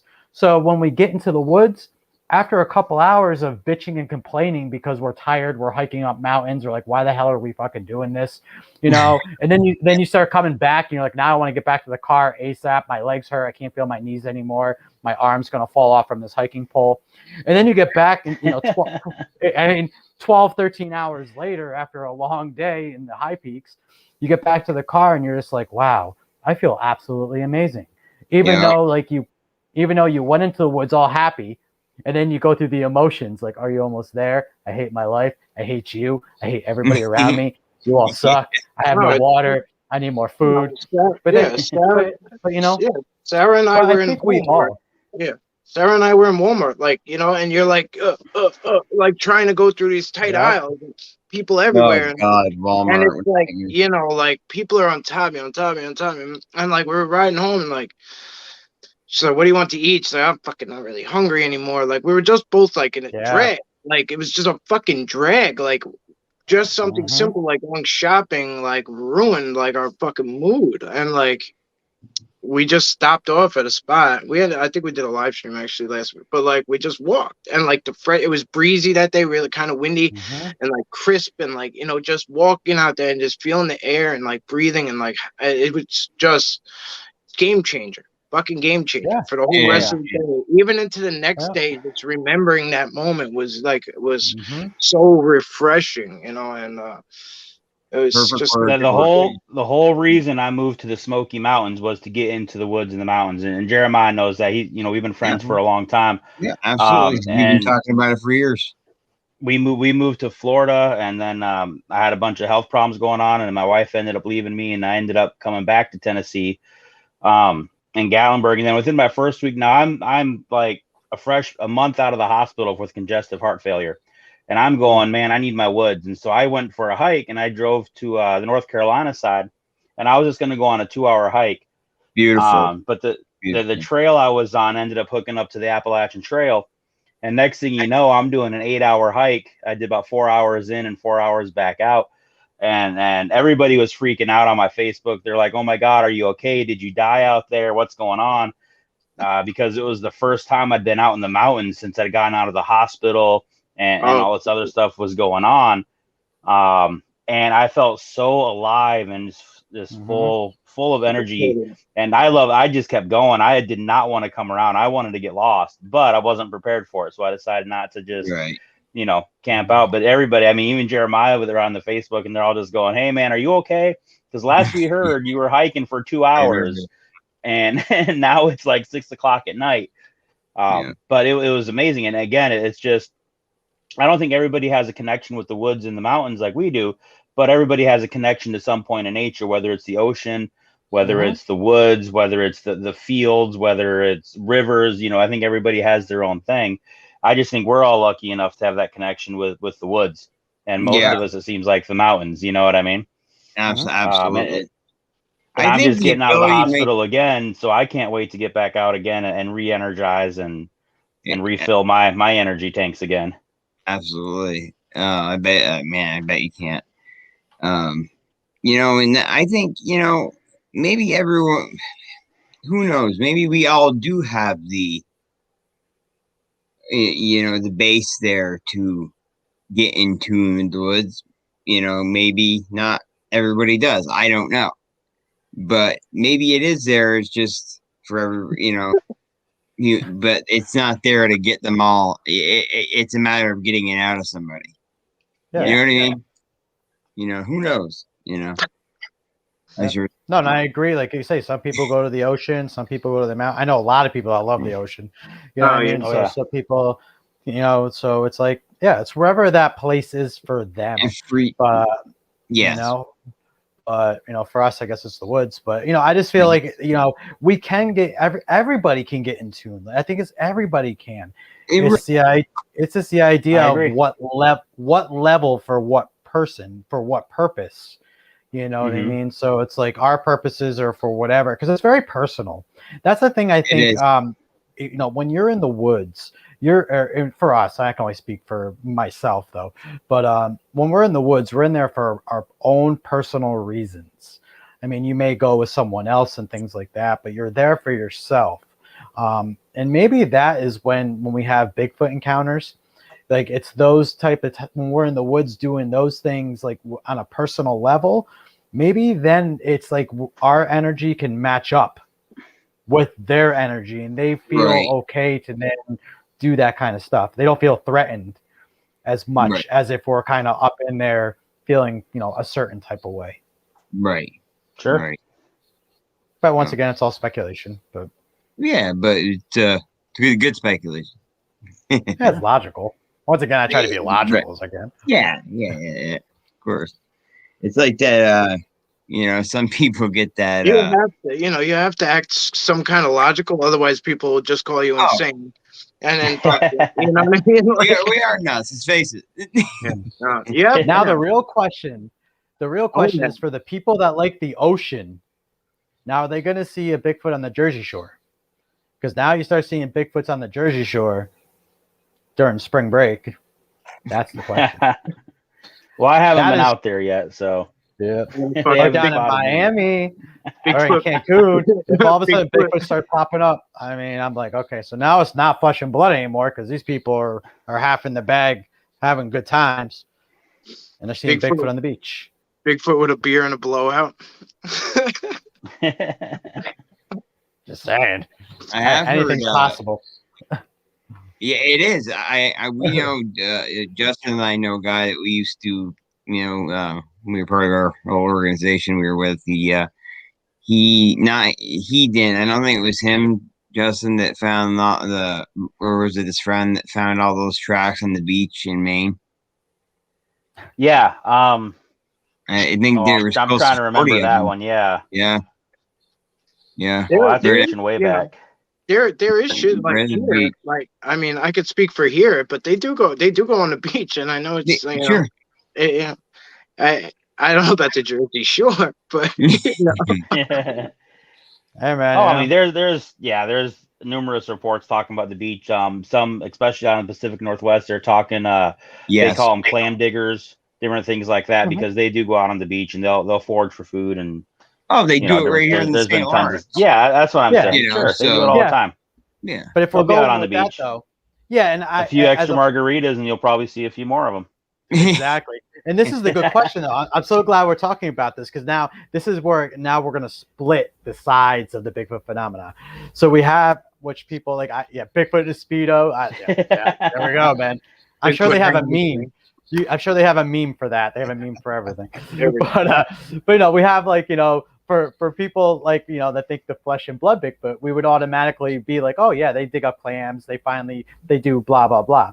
But then you have the people that I just talked to the other day that are like, well, I have a story of a Bigfoot in my living room and it went right through my closet and moved the clothes and disappeared into the wall and out the door. And these are once again, and this story comes from a military person. So it's like, all right, so we hear these stories now that I'm not going to say he's a liar because he said he saw a Bigfoot in his living room. Right. That then, you know what I mean? So then I'm like, well, is that the Bigfoot that's going to end up down in, you know, Daytona Beach spring break down in Florida, you know, during bike week? You know, is that the Bigfoot? You know what I mean? Because it's just going to, Right. because obviously, I mean, and I know we're kidding around about it, but in the same sense, it's like that is actually what they're kind of talking about, that the Bigfoots can go wherever they want.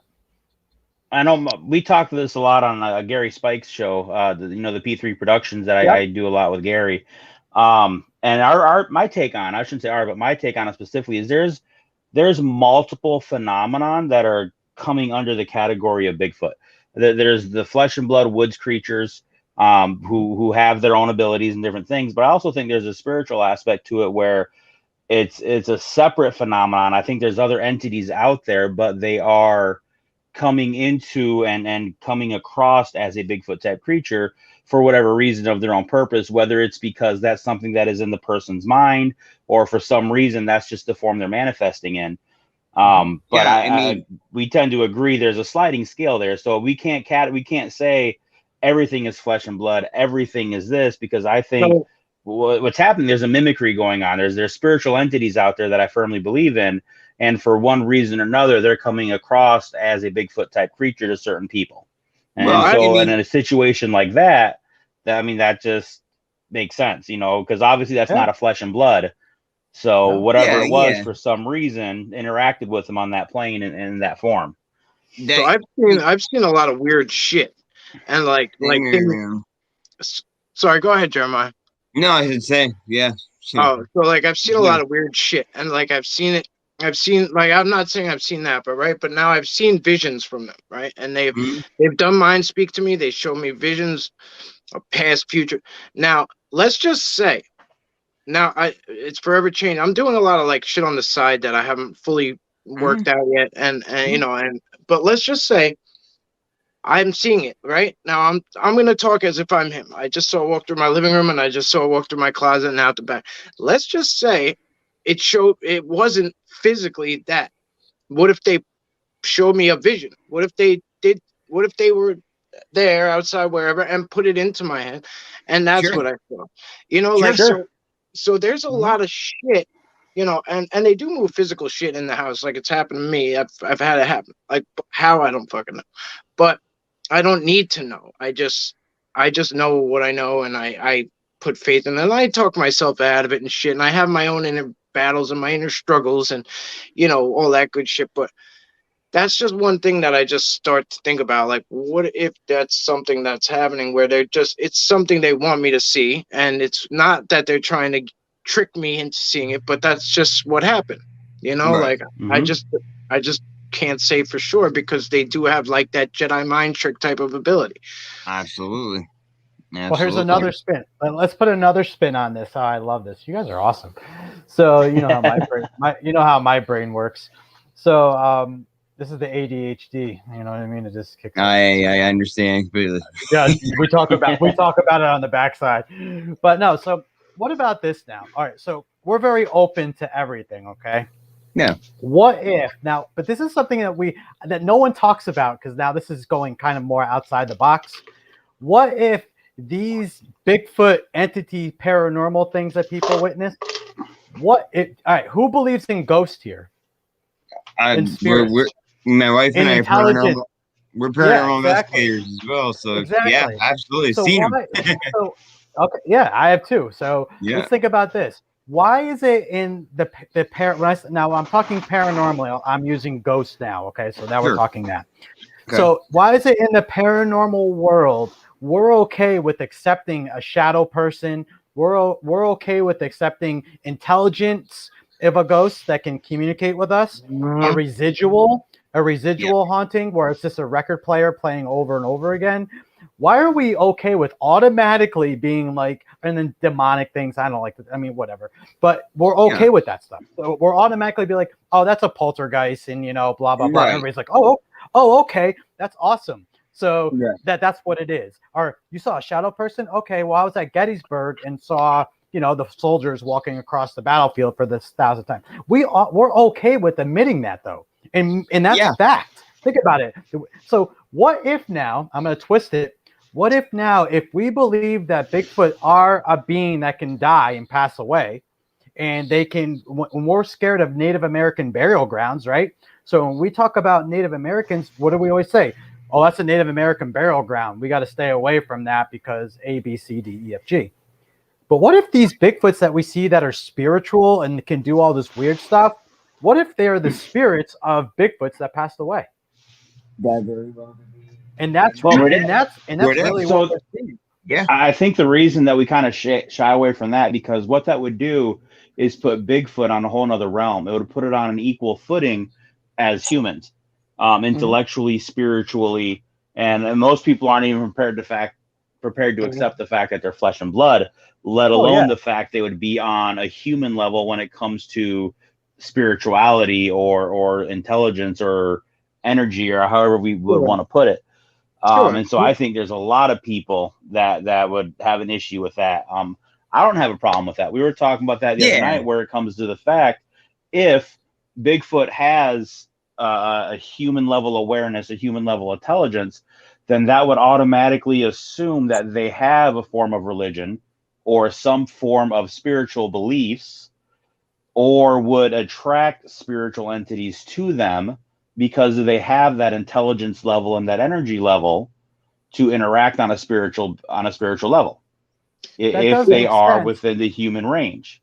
And so, but again, most people aren't even prepared to come close to accepting that. No, most people don't.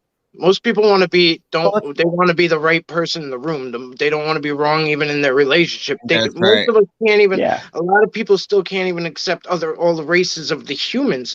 No. Let alone this other. And God forbid you say there's something else that's equal or possibly could be smarter or whatever. It's. But I know, and I don't disagree, but we have to take that part out of it now, because Jeremiah, I'm sure once again I'll go to you because you're an investigator. We do find animal ghosts all the time. I've had plenty of cases where I have the ghost cat that sleeps on the end of the bed. I have the dog that goes through the house that the people still see the dog. They're sitting at the dinner table and they feel their dog actually rub up against their legs and they know it's their dog. Now, dogs have no religion. Dogs have no conscience from a human perspective. They're still an animal, a domesticated animal, yes. And once again, let's go into the Native American stories. They see ghost deer. They see these these big bear. We have these stories where people see, there's up in the Adirondacks, they have the moose. There's a ghost moose that they see on it's a moose, and they see a ghost moose walking next to this lake. So these things don't have the human consciousness, obviously. So if we're going to even separate it, it depends if we're going to put Bigfoot into the realms of humans. So if we do put it as that once again comes to belief, right? Because we're like, wow, now we think Bigfoot's part human, DNA study shows that, blah, blah, blah. But if we take that part out of it, because we do have all these stories, and I have plenty of people that have witnessed. I've witnessed a ghost cat jump up on a bed with me, and it was the weirdest freaking thing. And I was like, oh my God. And there was the story in this hotel that this cat would jump up on the bed. And the only reason I knew it was a cat, because it was that it started kneading. You could see the kneading on the bed. I was like, holy shit, this is like Wow. a real thing. Like, this is no joke, and it's only because you could see it kneading. But if we take all that out of it now let's think about it.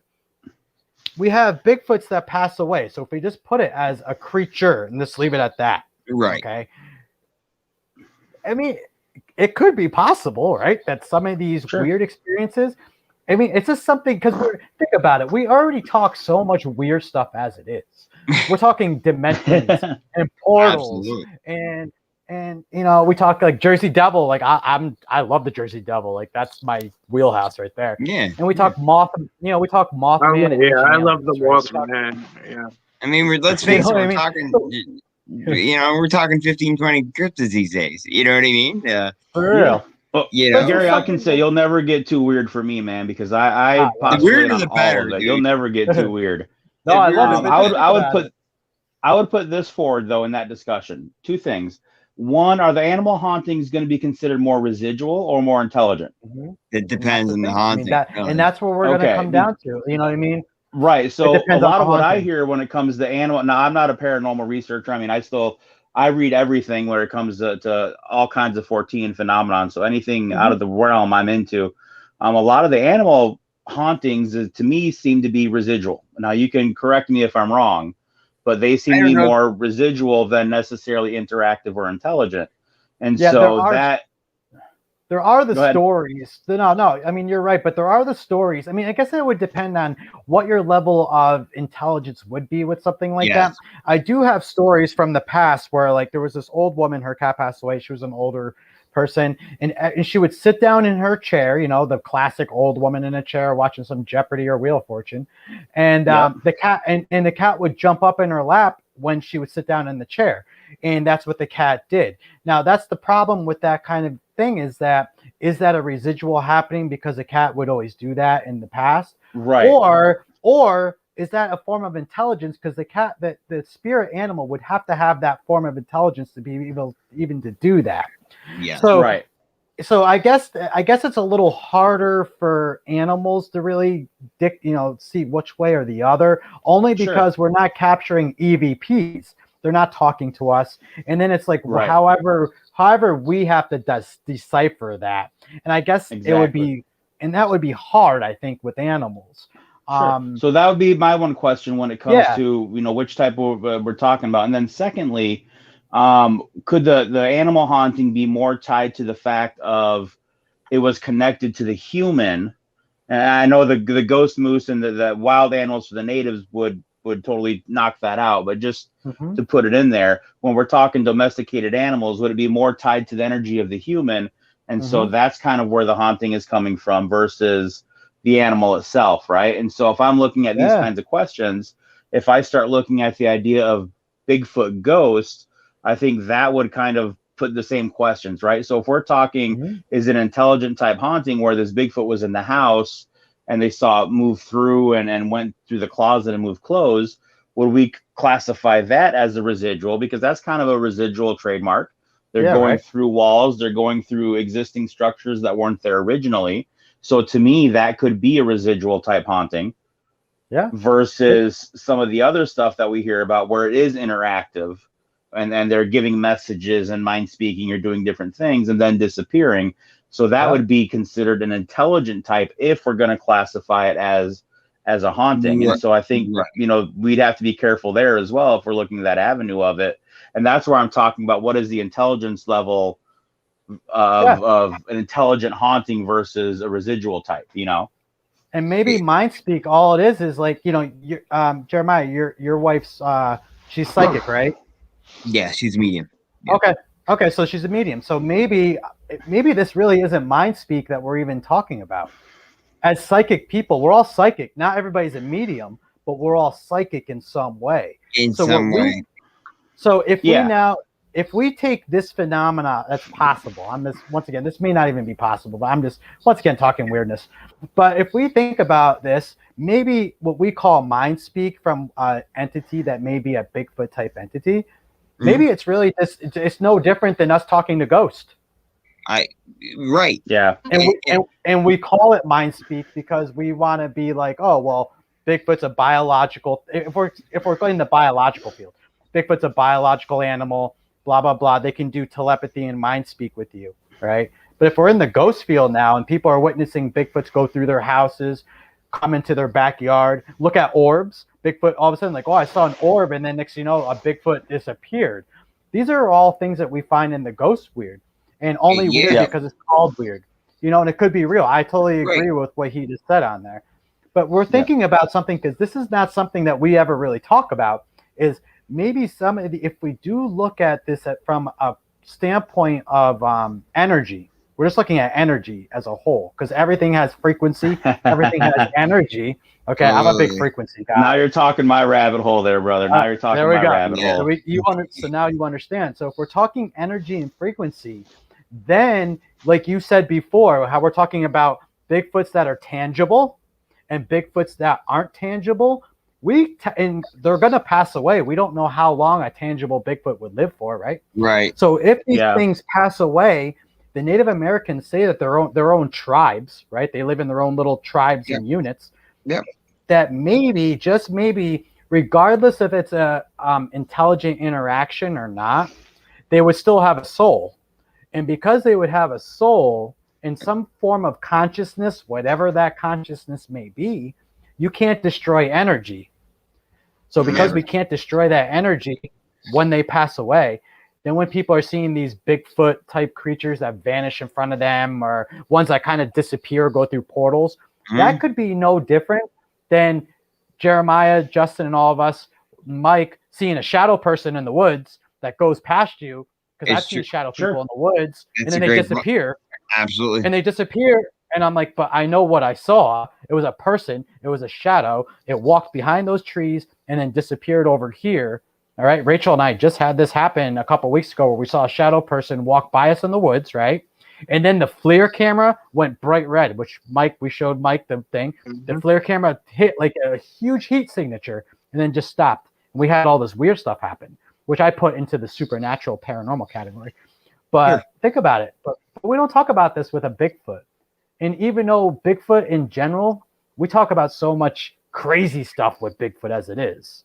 Yeah. So, you know, it's just something, I don't know, it's just something I've been thinking about that would actually almost, I don't want to say solve, but it would basically be like, all right, you know what? That kind of now makes more sense. Because, you know, but I've found what we would call a cemetery. Like, I've found multiple graves. How can I prove it? I can't. I'm not going to dig it the fuck up. I'm not going to tell, but I know what's down there. I know what's down there. I go around it. I'm very respectful. I don't go near it. The energy totally fucking changes when you're over it. Everything, you know, it's a whole nother, like, realm.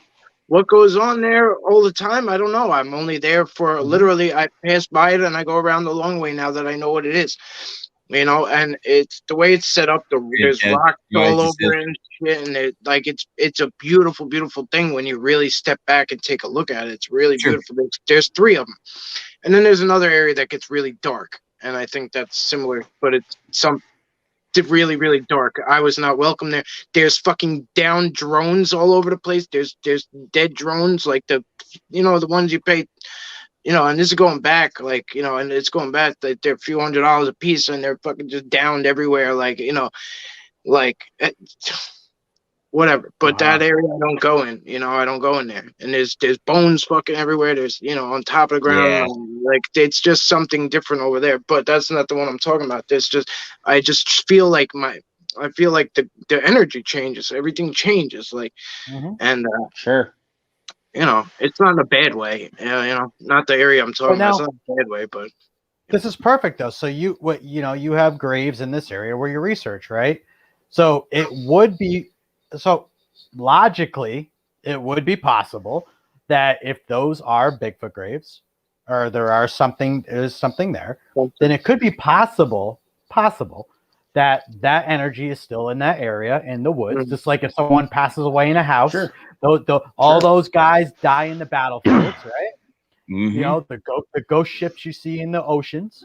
Yeah. It could be possible. There That's could be what a, I'm there saying could is- be a residual haunting over that area too, that I'm just not there at the right time or something, like, you know what I mean? Like, or You know? they could make moves when I'm not there or whatever, or shit like that. But I like where you're going with it. Like, I do. It's something that's not looked at a lot. You're I right. do too. I'm glad you brought it up. I mean, something similar, it goes right along with it. You're talking about residual hauntings and active hauntings. Well, a lot of battles with the War of 1812 were fought right around here, not Yeah. 5 miles down the road. Mhm. You know where Fort Covington is in the Messina area Mhm. here. Anyway, my uncle owned a bar in Fort Covington, and it burned. It ended up catching on fire and burning. But they would see a bunch of British redcoats were murdered there by the U.S. Army and a bunch of Mohawk warriors during the War of 1812. They were, they were ambushed and they didn't die a pleasant death, and they're still to this day, before it burned, they were still seeing the redcoats. Mhm. And, and it wasn't I personally don't think it was this makes sense to you, Gary. How, yeah, maybe in a way it's a residual, but in a way it's not, because they're not doing the same routine every time. Exactly. You know what I mean? So it's sort of Exactly. in that middle area again, Yeah, there's that middle back to ground. the middle, No, and actually, I'm glad you brought that up, because I do have a classification within the Tri-City New York Paranormal Society. It's called residual intelligence. Okay. And what residual, and it's exactly what you're saying, because you have that middle ground that it defies everything that we, I guess, learned in the Right. paranormal field. You know what I mean? But Yeah. but it doesn't act the same. It acts the same in the fact of it does the same thing, but it changes up. So you can kind of almost understand, like, oh, it's going to happen, but then something else happens that changes it up a little bit. You're like, wait a minute.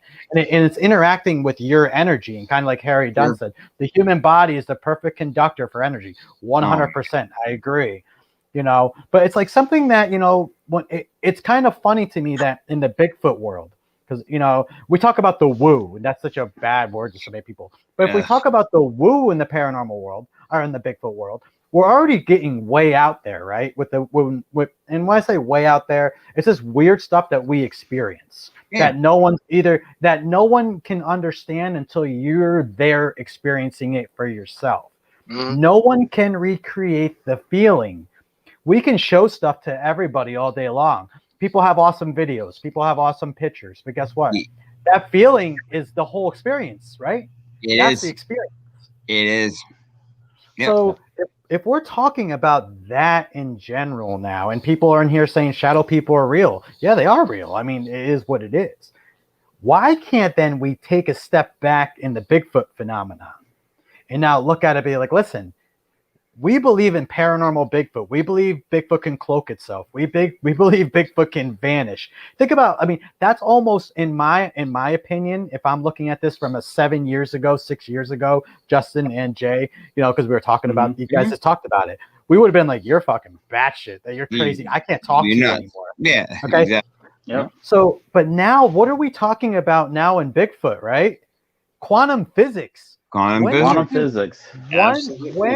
When in the world would you ever put the word Sasquatch, which is a Native American term, in quantum physics, which is a brand new term for science, even in the same realm of, even in the same sentence, we're talking about Bigfoot and quantum physics now.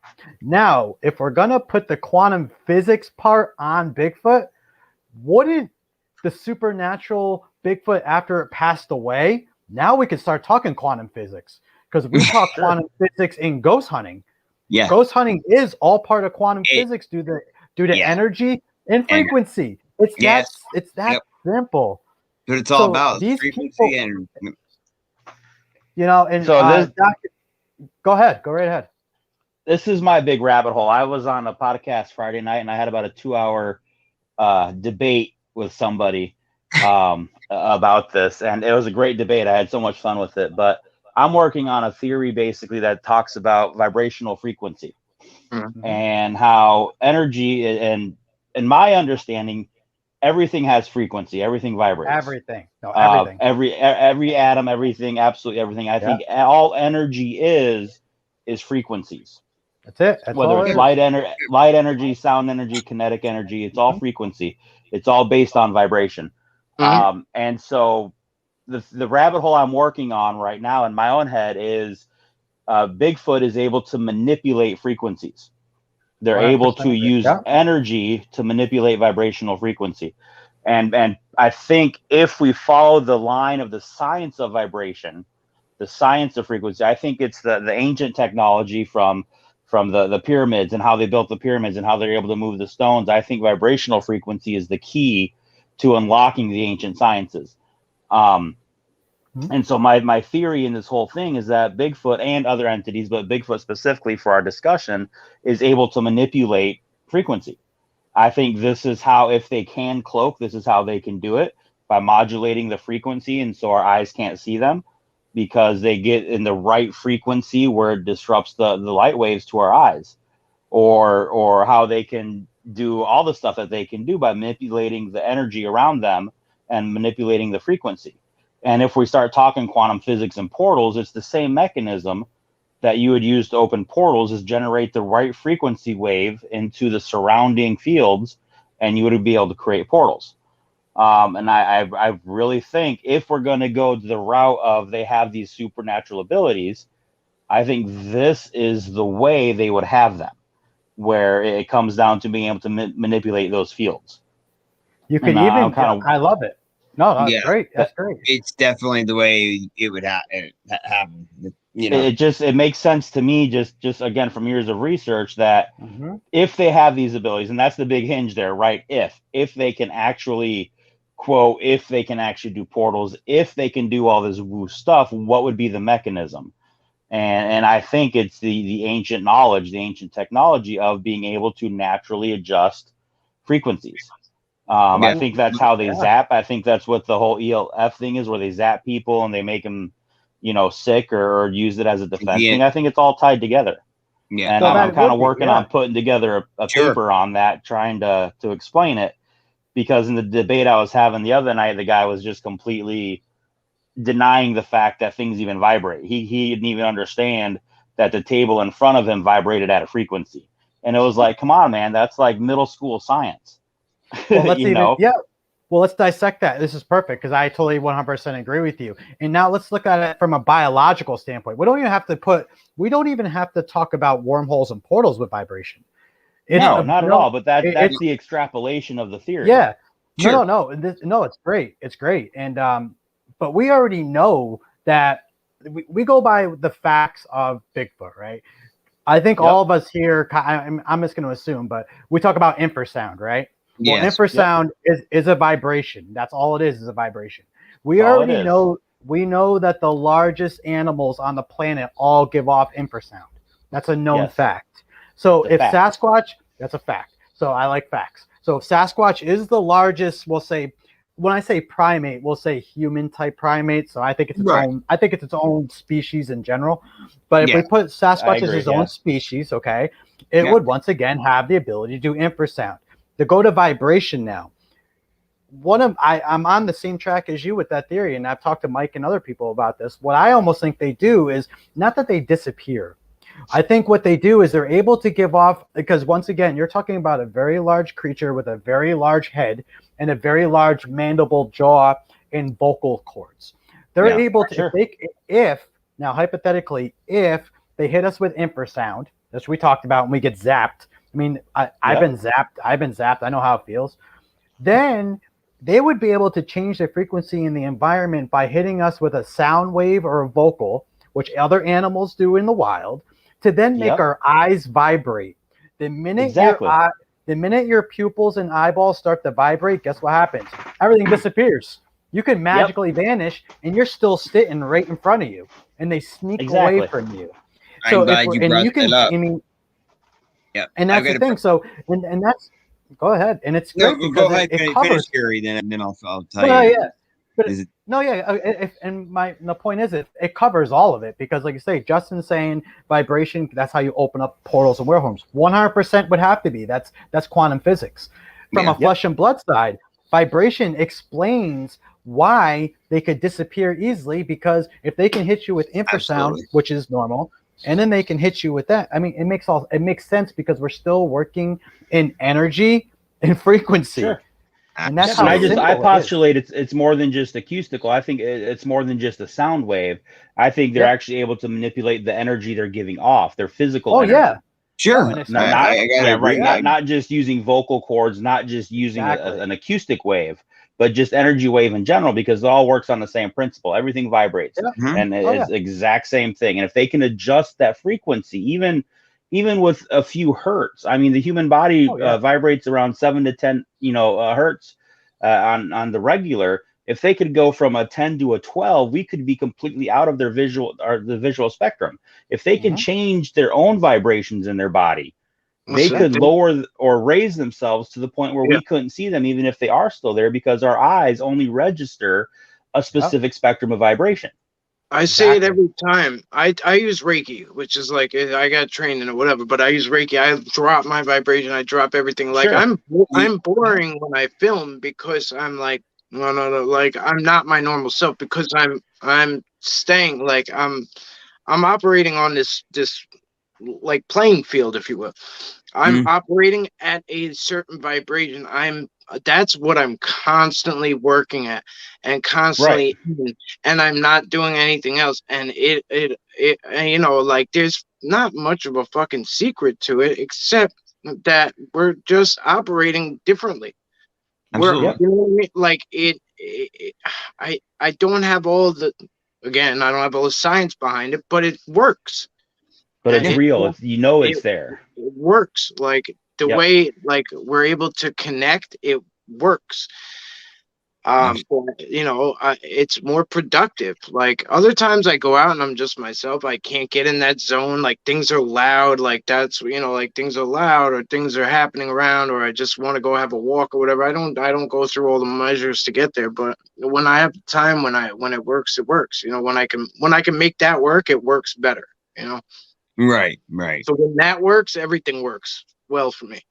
And I used Sure. to teach like a little bit here and there about what parts I use. I used to read from the book verbatim because I can't explain it well. But like I'd say like here's something that helps. And you guys, in my opinion, are not even fucking. You're really close to it all. Like you got a lot going on with that vibration shit. Like it's it It's really. good stuff. I mean, I'll tell you guys a story, that relates to that, and this is pretty interesting. And this has just happened recently.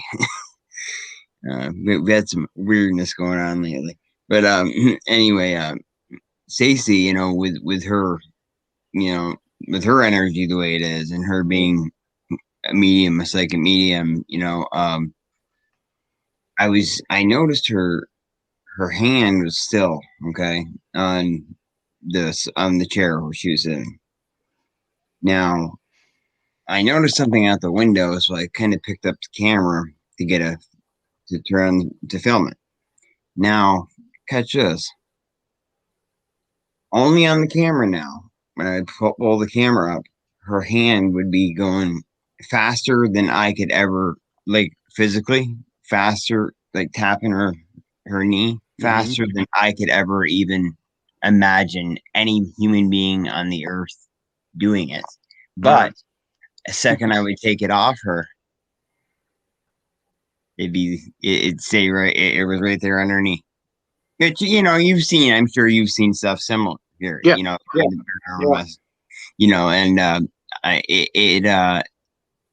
I know it's people who film cool. through. I know people who film through another lens. Like they'll put something here, and then they'll film through that one. Right. Like I mean, Mhm. yeah, whatever. I never did it really, but I mean, I would imagine there's some kind of level up on that, too. Oh, But yeah. like you see, absolutely anybody who tells you don't see different through the lens than you do, where Oh, you do. they're just talking shit. Like they just, Oh, yeah. Yeah.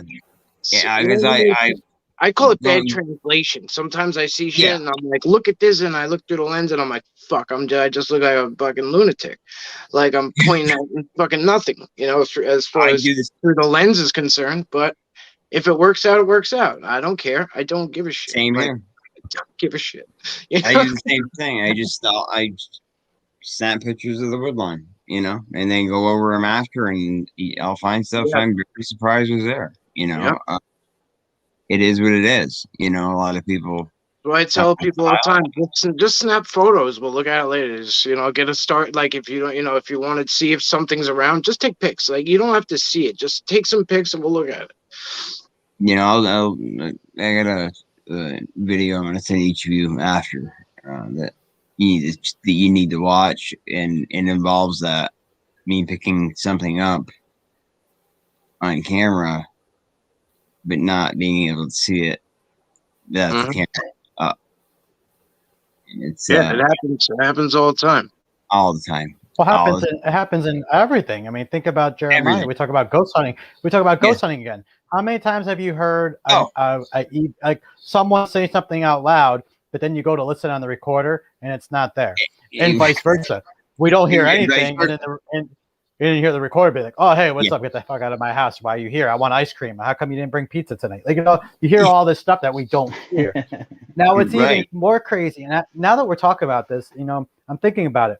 How many times? I mean, I can vouch for this. How many times when you're Bigfooting, you hear the call in the woods, clear as day, and then you have your $300 Zoom recorders out that we were talking about at the beginning of the show 2 hours ago. Nobody and heard guess a what? thing. It doesn't even pick it up. It up. Now, it happened. I've had it happen a lot. We can hear audibly in the woods, echoing through the whole goddamn mountain range. Yep. Okay. But then your super expensive recorders that actually are used for studio equipment. So bands use these things to pick up the best, of all worlds, 4-track recorders. Doesn't get even nothing on it. Right. But then when you're listening to it, it can pick up a freaking little chipmunk or a mouse, those little mice that are all in the woods that go and you hear squeak, squeak, squeak, squeak. And I'm like, wow, I can hear that freaking mouse that's underneath that log right now. But that big whoop call that I heard or whatever, how come it didn't get recorded? And pick it up. Yeah. I mean, at one point I'm videoing and I can hear something screaming in the video. You're not supposed to be here. Never heard a thing. It was dead silent. You see me in the video smiling, filming like the deer and shit. Like, if something screamed in my ear like that, like I would have been like, what the fuck was that? Never phased me. Yeah. Because I didn't hear. It's weird with Bigfoot though. Think about Bigfoot though. Like ghosts were kind of like, once again, when it comes to ghosts, we just accept everything in the ghost world. But when we're talking Bigfoot now, why wouldn't we record the whoop calls that they're doing in the woods and talking to us, right? Or whatever. When I say talking to us, I'm just using that very loosely. But the recorders don't record them. And we're talking about a physical thing right there, right? Because we're hearing those calls and they're echoing, but we're just not getting them. So, I mean, it's just something to think about because I didn't really think about it till you guys started talking about until Mike started talking about that stuff earlier. I mean, and I'm like, wait a minute. Yeah, there's plenty of times that I've done audio recording experiments and we hear them and they're loud. No recordings. Yeah. Now let me ask you, Gary. When you did those tests, were you using digital recorders or old school? Hit the record button. You get the small tape. I use both because I'm both of them. Yeah, I'm very. So neither one of them were picking it up. I'm a data nerd, so I use analog tape and I. So the audio. So this specific one I'm talking about, we use 4 recorders. 4. Okay. I had a Zoom H4. Guys, if you know what the H4s are, they're super high definition, 360-degree microphones, blah, blah, blah. And then we use the normal, once again, one more mouse call, Gary. but then, once again, and then you have the regular digital recorders, the Olympuses and things like that. And we had 1 tape recorder. And legit, Nothing on any of them. Now we heard the whoop call at camp, no problem. No problem. Nothing picked it up. Now, I once again can't explain that. That's the weirdness factor, right? But if you, I mean, Justin kind of brought it up earlier. I mean, if we kind of now get into the dynamics of, you know, vibration and frequency, are we able to then hear these things from a different dimension per se, where they can go into the frequencies high enough where we can't see them, right? So they're kind of out of our human realm per se, or vice versa. Can they lower their frequency till we can't see them? We always assume that everything's high frequency, Hi. but yeah, in the you're paranormal world, right? Right. But when we talk about ghosts in infrasound, I mean, Yep. I caught infrasound on audio, and that's a very low frequency that none of us can hear, but it's on there. It's there. So Well, I'll tell you But one regardless- thing. Like, for instance, like I was having an encounter once, right? And this is I'll actually give the location. It was in South Haven State Park, which is 1992, I think, or whatever. There was a UFO crash there, Mm. you know, and whatever, Brookhaven Lab. There's a whole story behind that. But anyway, I was on a main trail, but there was nobody around really. And like, but there was people everywhere, and I could hear them, and they were around, and I know they're around because it's like a Saturday. It's kind of cold, but it's packed. It's still a lot of people for what it is. And I look over and I see someone coming. This lady with her dog, right? And like I look at the dog looks at me. The lady's walking, but she doesn't seem to notice me. And I'm seeing this Bigfoot, and like something feels like I'm not like connected to the person that's coming right at me. But I could see them, and I'm looking at the Bigfoot, and then the Bigfoot moves away, whatever it did, right? All of a sudden it feels like the air lifted, right? Or something. Now they're very close to me, within 10 feet. And I'm like, again, and I have said hi to this little puppy coming because I'm like, hey puppy, you know, because like, I don't know, whatever. Like it's uncomfortable because someone's coming now, and like I don't, Right. and I'm filming, and when I have my camera out, people tend to look up because they want to see what you're filming. And all of a sudden that air lifted, and I said, hey puppy, I scared the shit out of her. And she had no idea I was there. It was almost like I was in this like bubble of that, like couldn't be seen by her, but the dog knew I was there. Now, like it's almost like there was like this like blind around me too, but I was standing dead out in the open. Yeah. Well, dude, it's kind of like what I went through the other night when I asked you your opinion. I took a 3-minute, 25-second video, and Mike can vouch for this. In the back lawn, there's stuff scattered all over the place. Okay. One point, you could see something brush by me. Yeah. Okay. I don't remember a bit of that. And afterwards, the lawn was spick and span.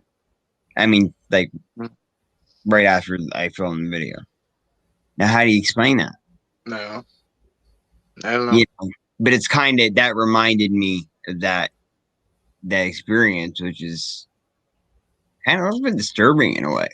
Yeah, that was not the first time that had happened. You know what I mean? Like, No.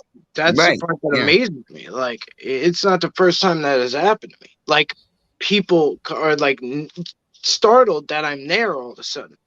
You know, like it's like, Right. and vice versa. Like I've had, you know, like I've been on like in the woods where there's a bike trail, and like there I can see it coming from every which way for like, you know, a good like full minute period of time, and like I would hear them, I would see them coming, and I don't get startled until they're on top of me, almost like I was in a different time and space or some shit. And boom, all of a sudden they're there when I should have seen and heard you, and you know, coming and going through all these jumps and all that shit. Like I should have seen them coming all the way. How did you get on top of me? And I had no idea. You know, like that. I don't have explanation for that. Right. And You're a Marvel superhero. That's what you are. Marvel superhero. yeah, absolutely. Yeah, it is. And you can tell that frustrating. me and Jeremiah are upstaters, because see how we have winter hats on? We're Absolutely. upstaters. It's still cold. We're It's still so cold it's up so here. cold up- Yeah. Oh yeah, it's cold here too. And then you got, You could tell got I'm a a Marvel Bigfooter. superhero up on top of us. Yeah, What I right. have What are those? a bag of apples. But yeah, that's some you know, it's a frustrating thing too, Mike. I know what you're saying. You know, I don't know why that came up. I just thought of it. no. I'm glad you brought it up because I wasn't even going to say anything to really anybody about that kind of. It's weird. It's It was weird. good to get it off my chest. And it was just weird. I had nothing. I had no way to explain it. Yeah. You know, but Weird. The way I describe That it is whole show's been like this. Recollections. the way I describe it is there's like a force field over, like almost like it's like it just that's the only way to describe it is like it's I could see everything happening, but like it's almost like we're not operating where you could see me, like I right. don't I don't know how to put it. Really don't. And it's only when I'm locked in with them. It's not when I'm just like fuddy-duddying around. It's only when I'm locked in with them. So it's got to be something. It's not something within me. It's something that they're able to like I don't know. That's why I always wonder. Like maybe I don't know. I don't know. Maybe I'm stepping into that little side parallel with them. I don't know. Well, Maybe I you're mean, Sasquatch Magneto. there you go. You are Sasquatch Magneto. That's what I'm gonna call you Magneto. from now on. Yeah. Yeah. But in all seriousness, so that's a good point. I mean, after talking about the quantum, Yeah. It is. Maybe. are you All good. stepping into that side? Maybe. You know, So usually when I get near, I know this sounds weird too, but usually when I've gotten near a portal on the two occasions I was conscious of it, I start to feel extreme vibration, extreme. Like you the closer you get, the more like, and almost like when you're on a bike and you're like like going through like it's like that's what it feels like almost, but more quickly and more like that, and and you get a little dizzy, you get a little loopy, like things like I can almost hear like wishing sounds like that, like I'm in the washing machine almost, and you back up basically. Just so fucking like I don't go towards it, I get out of it, and it's just natural. It was just right? natural for me to back the fuck up. Right. Um, you know, I don't know. I No, I don't. get it. I get it. It's definitely a mind twister. That's for sure. Yeah, I but mean, I don't know. Yeah, I don't know, Scotty. Maybe. Question is going to sound stupid. I'm going to stop right there. No, it's not. mm, But when you feel these bizarre activities or dimensions, etc., does anyone get the pins and needles? Oh, like when you jump off like a swing, like and land and like that kind of pins and needles, I guess. I don't know. I don't know if I get that per se. might be unique to everybody. Everyone's effects. Yeah, popping of the ears, maybe. I seem to get a lump in my throat, like I get the like popping in the ears. I'm always trying to clear my throat. Okay, yeah. You know, and I Okay. know people are like, "Oh, you smoke." That's all it is. Like, but it's not. It's not that. Like, it's like It's different. Yeah. it's very different. And again, we're going to this. We can't even just go into saying, "Oh, it's Bigfoot related," because there's so much shit out there that you know. Right. We're like we act like it's so difficult to have 4 or 5 races of human, like, or whatever the case may be. They have thousands of different beings out there, like you know I don't know. There's a lot Yeah. to I figure mean, out. people can't. Yeah.